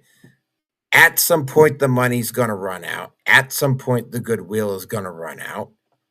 And at some point, right, like when it's gotten to the point where the studios are overriding Christopher Nolan's decisions, and this is Christopher Nolan, by the way, when they're overriding Christopher Nolan's movie decisions and forcing diversity into a period piece, and even worse, forcing a gender swap on a character. Because, by the way, this is not the first time that there's been a swap on Achilles. BBC did a full-blown race swap on Achilles a few years earlier.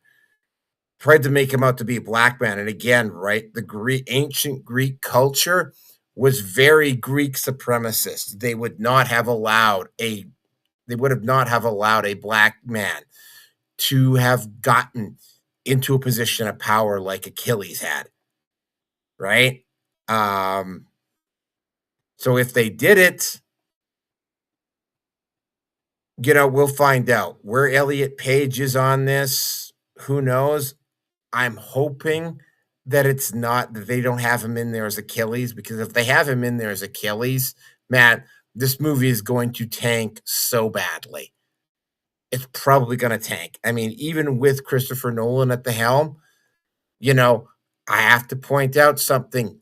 Even Spielberg has made a couple of flops. West Side Story, 1941, right? Like even Christopher, like Nolan has the Tenet didn't do particularly well either. Keep in mind though, Tenet came out during COVID, right? So that really you can't fault because like I mean, yeah, even the best directors will still make the occasional bad movie. So with that, I am finished my rant, and hopefully Robert will just get to the point really quickly here, so we can get out of here before we hit 4 hours. Okay. Well, for what you just showed of the things, I got some bad news for you. They're not from movie industry. Remember that money I was telling you about? That's where it's coming from, where they're making these type of movies that they took and gave money over to foreign places to manufacturing movies, games, and doing all sorts of things like that. And it was magazines and all. And that person, that one guy up in the corner, he don't. That's the type of movies that they want to make. Yeah, it's 8. Elliot Page, yeah. Yeah, look at him. Okay, he ain't got the body enough to what you call it for a real movie theater company. Yeah, he's not an action actor at all. But that's my point.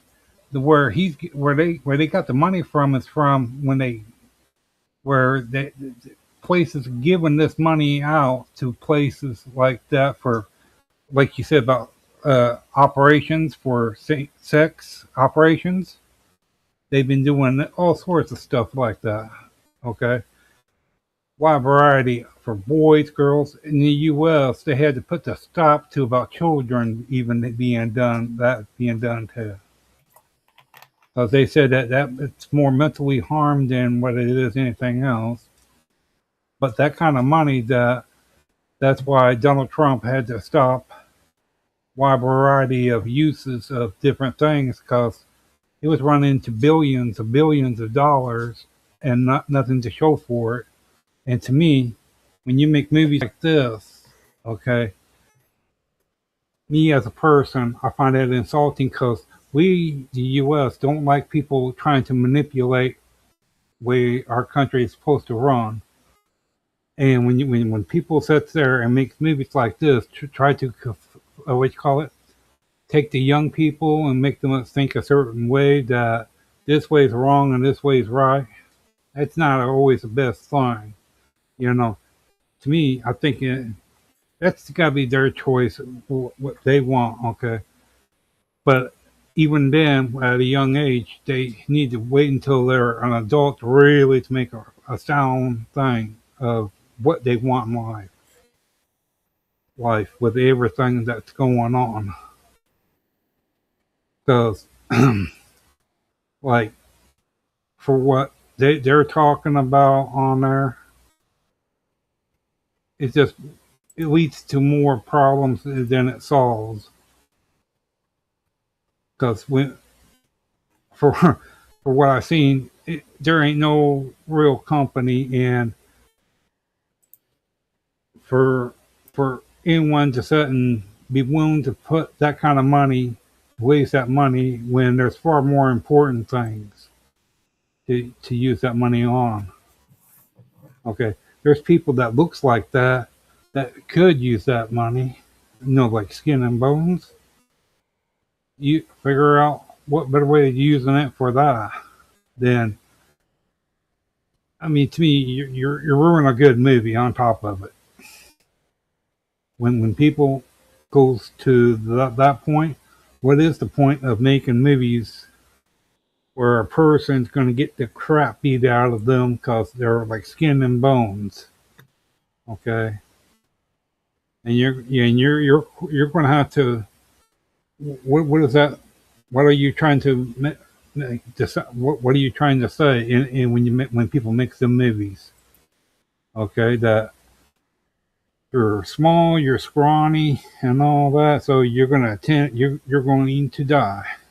And when you see in a guy sticking a knife like that, if you try to knock them into a hole and nothing happens, and this woman smiling with a big grin on her face, I don't know about that.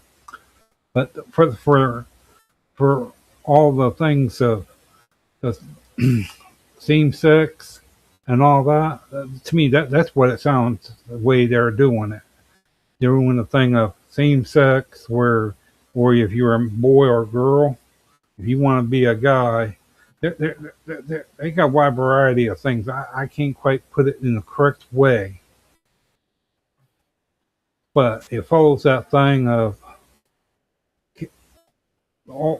all that can all that's rolled into one, and to me it's a bad feeling.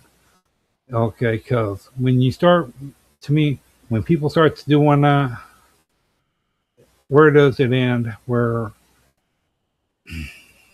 does it? Well, yeah. What other? Because for all the movies and all that, and what company is it that's going to be making these movies? Okay, these places, because that's a curious thing, because that's where, if you can always find out, you can always find out where they get their money from. Because like that newspaper place, they're probably affiliated with this as well too. Because what better way? Because you got to have writers, people that's willing to put these ads in and all that. And if you got other places and all that, these movies are supposed to be shipped all over the world and all that, as they were talking about. And it said, how is it for all that money? And we're talking, they got, as Donald Trump said, some of these places has got like over $30 billion sitting in their pocket. So if they're smart, they can make that money stretch to make whatever movie, cartoons, or whatever else they want. But that's what this reminds me of, is it's not a movie theater that's being, it's a privately owned part where they got that money from the government. Okay, because there ain't no way a legit place is going to ever make a movie like that. No, there's just no way movie company would do that. Because they will, anyone that sees it will just not spend their money. To see a person that looks as sick as a dog, I mean, there's just no way. I'm done. Okay, Roger, take us out. Before you go further, I want to point out that that is an AI, Robert. Just so you know, like he doesn't really look that sick. So just to let you know, okay. But the thing of it with me is, the best way I can say it is, first of all, Hollywood and politics have always been hand in hand. Propaganda has always been pushed through freaking television or the movie theaters to try to sway people's opinion. And that's what's going on here.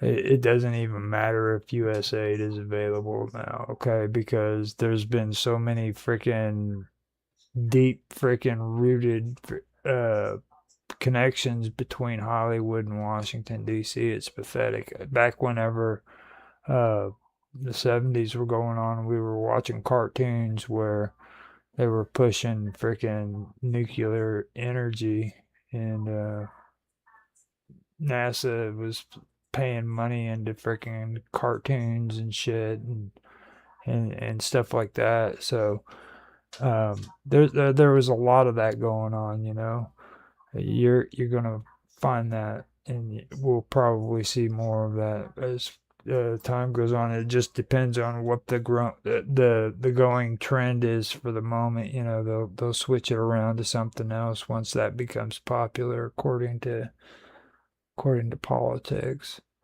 You know,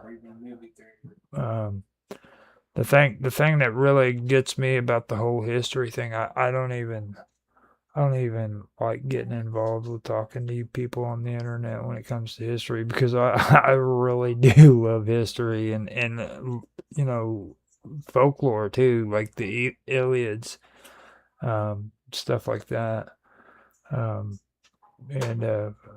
whenever it comes to discussing that, instead of going the whole race baiting kind of thing, I just encourage people, you know, go and learn what history is.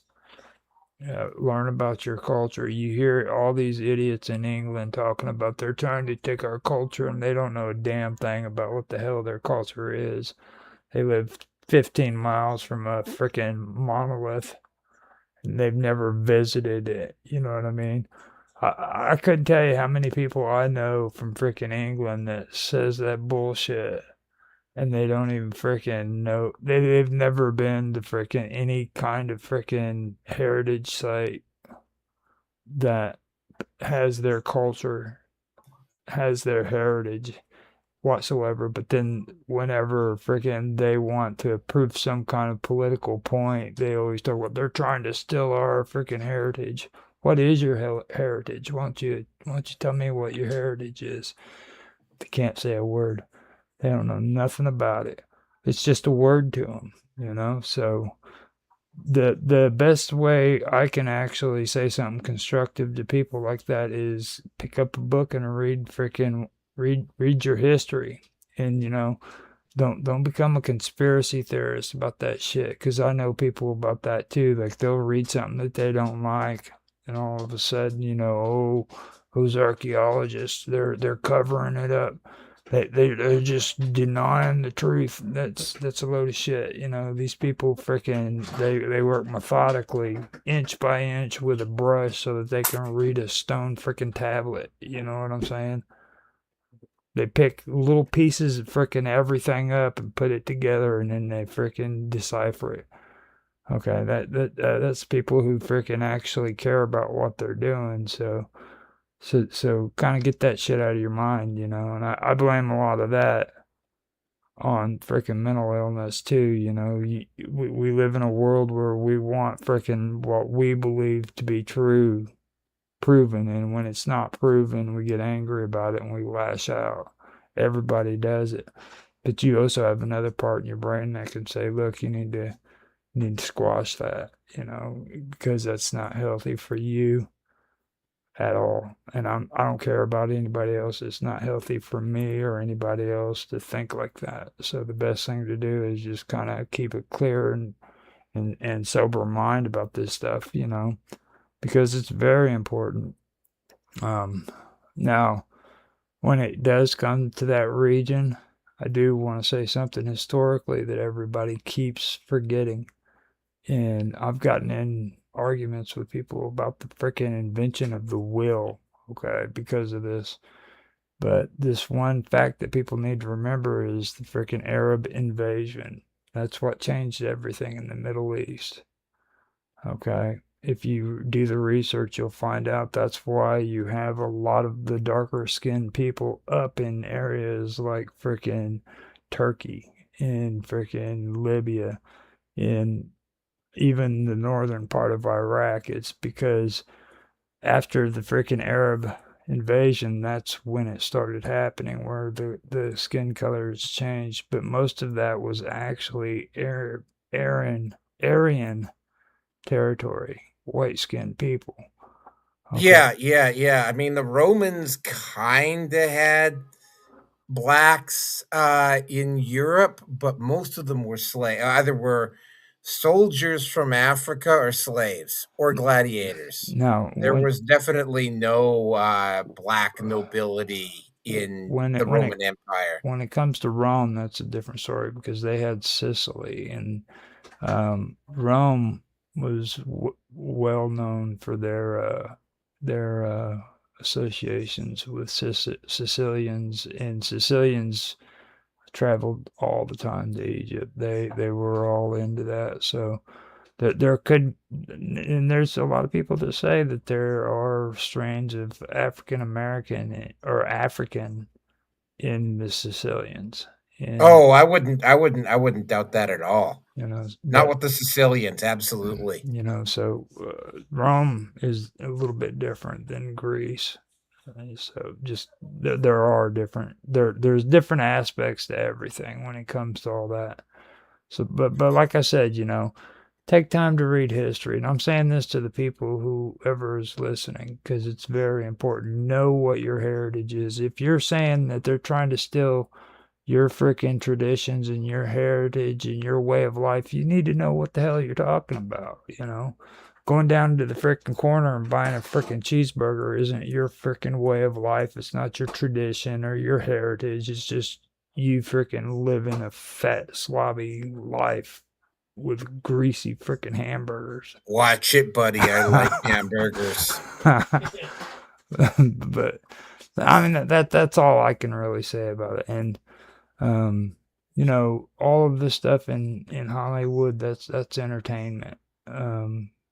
Yeah, that's all it is. It's entertainment. These actors are paid liars. Okay, literally, that's what they do all the time. They're paid to pretend, yeah. Yeah. So don't take that stuff serious. I even have to tell Robert that all the time because he'll watch movies and he'll start thinking that it's real, and I'm like, Robert, it's just a movie, you know. So, and a lot of people do that. So keep that in mind. And that's all I gotta say. All right, we went over 4 hours, just over 4 hours. Not the longest show I've ever done, but it's definitely either the second or the third longest part. You always go over 4 hours, Naroki. No, I never go. I hardly ever go over Yeah, 4. I right. go over 3. Let me see. Frequently. I Hold up. very rarely go over 4. I think I've gone over 4 hours on 2 shows before this. But anyway, that is it for tonight. April the 9th, you went 4 hours and 3 minutes. February the 12th, you went 4 hours and 3 minutes. And on September the 13th, you went 4 hours and 20 minutes. August the 25th, you went 4 hours and 30 minutes. Okay, so yeah, that's 5. That's one show in 12. That's one show in 12, but one show in 15. So yeah, it's a bit of a rarity. Yeah. So yeah, hopefully the next one won't be quite so long. Thanks for everybody. Upcoming, we're going to be talking about Keir Starmer and CTV used government funds to do a hit piece on conservative media here in Canada. Those will be 2 topics that we'll be discussing at 493. Keep in mind, some point, I'm guessing in mid-July, we will be at episode number 500. Hopefully that will be a bit of a celebration when we get to that one. So anyway, we're gonna since Roger was the last person to speak, Red Pill After Dark will be the closing music. I will see all of you on the next one. Keep in mind, dude, you might see 1, possibly even 2 Naroki 5 live streams over the next few days as well. But that is it, everybody. Thank you very much for listening. And we will talk to you, tentatively speaking, because I'm going to try to keep to a schedule here. The next one I will tentatively schedule for May the 26th.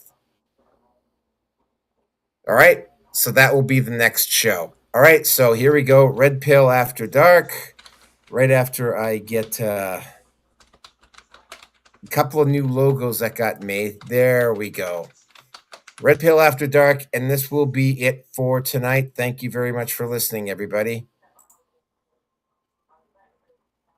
Okay. You have a nice night too. Midnight feeds still glowing. Boys, you listening? We're just pretending.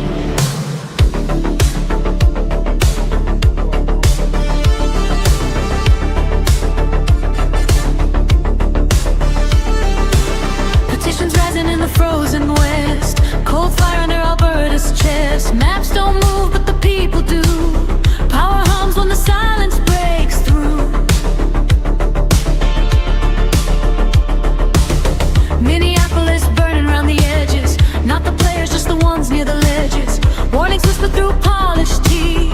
Order talks when chaos breathes. Screens light up, the story bends. Truth wears makeup, depends who's friend. Welcome to the hangout, baby, stay awake. Every headline's wearing lipstick and fake. I purr the news like a slow draw sin. Lean in close, let the signal sink in.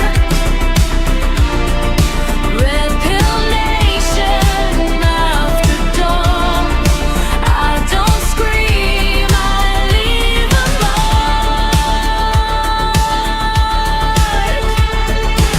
mark. A preacher paused by a cameraman's grin. Holy ground with a needle pin. Charges filed, the choir stared. Faith in erupted, nobody spared. Stereotypes switching outfits again. Watch conviction fold into trend. Say it's growth, say it's brave. Funny how fast belief behaves. I don't judge, I just watch it fall. Patterns repeat like a late night call. Welcome to the hangout, sugar, take a seat. Truth sounds better when it's whispered sweet. I undress headlines, slow and clean. Tell you what they mean between the screens. Red Pill Nation, velvet tone. The whole area of sovereignty. We're free according to our conscience. You know what I'm saying? This is supposed to, and he gets into the whole area where, like, I have a tendency of saying this too, and it's something that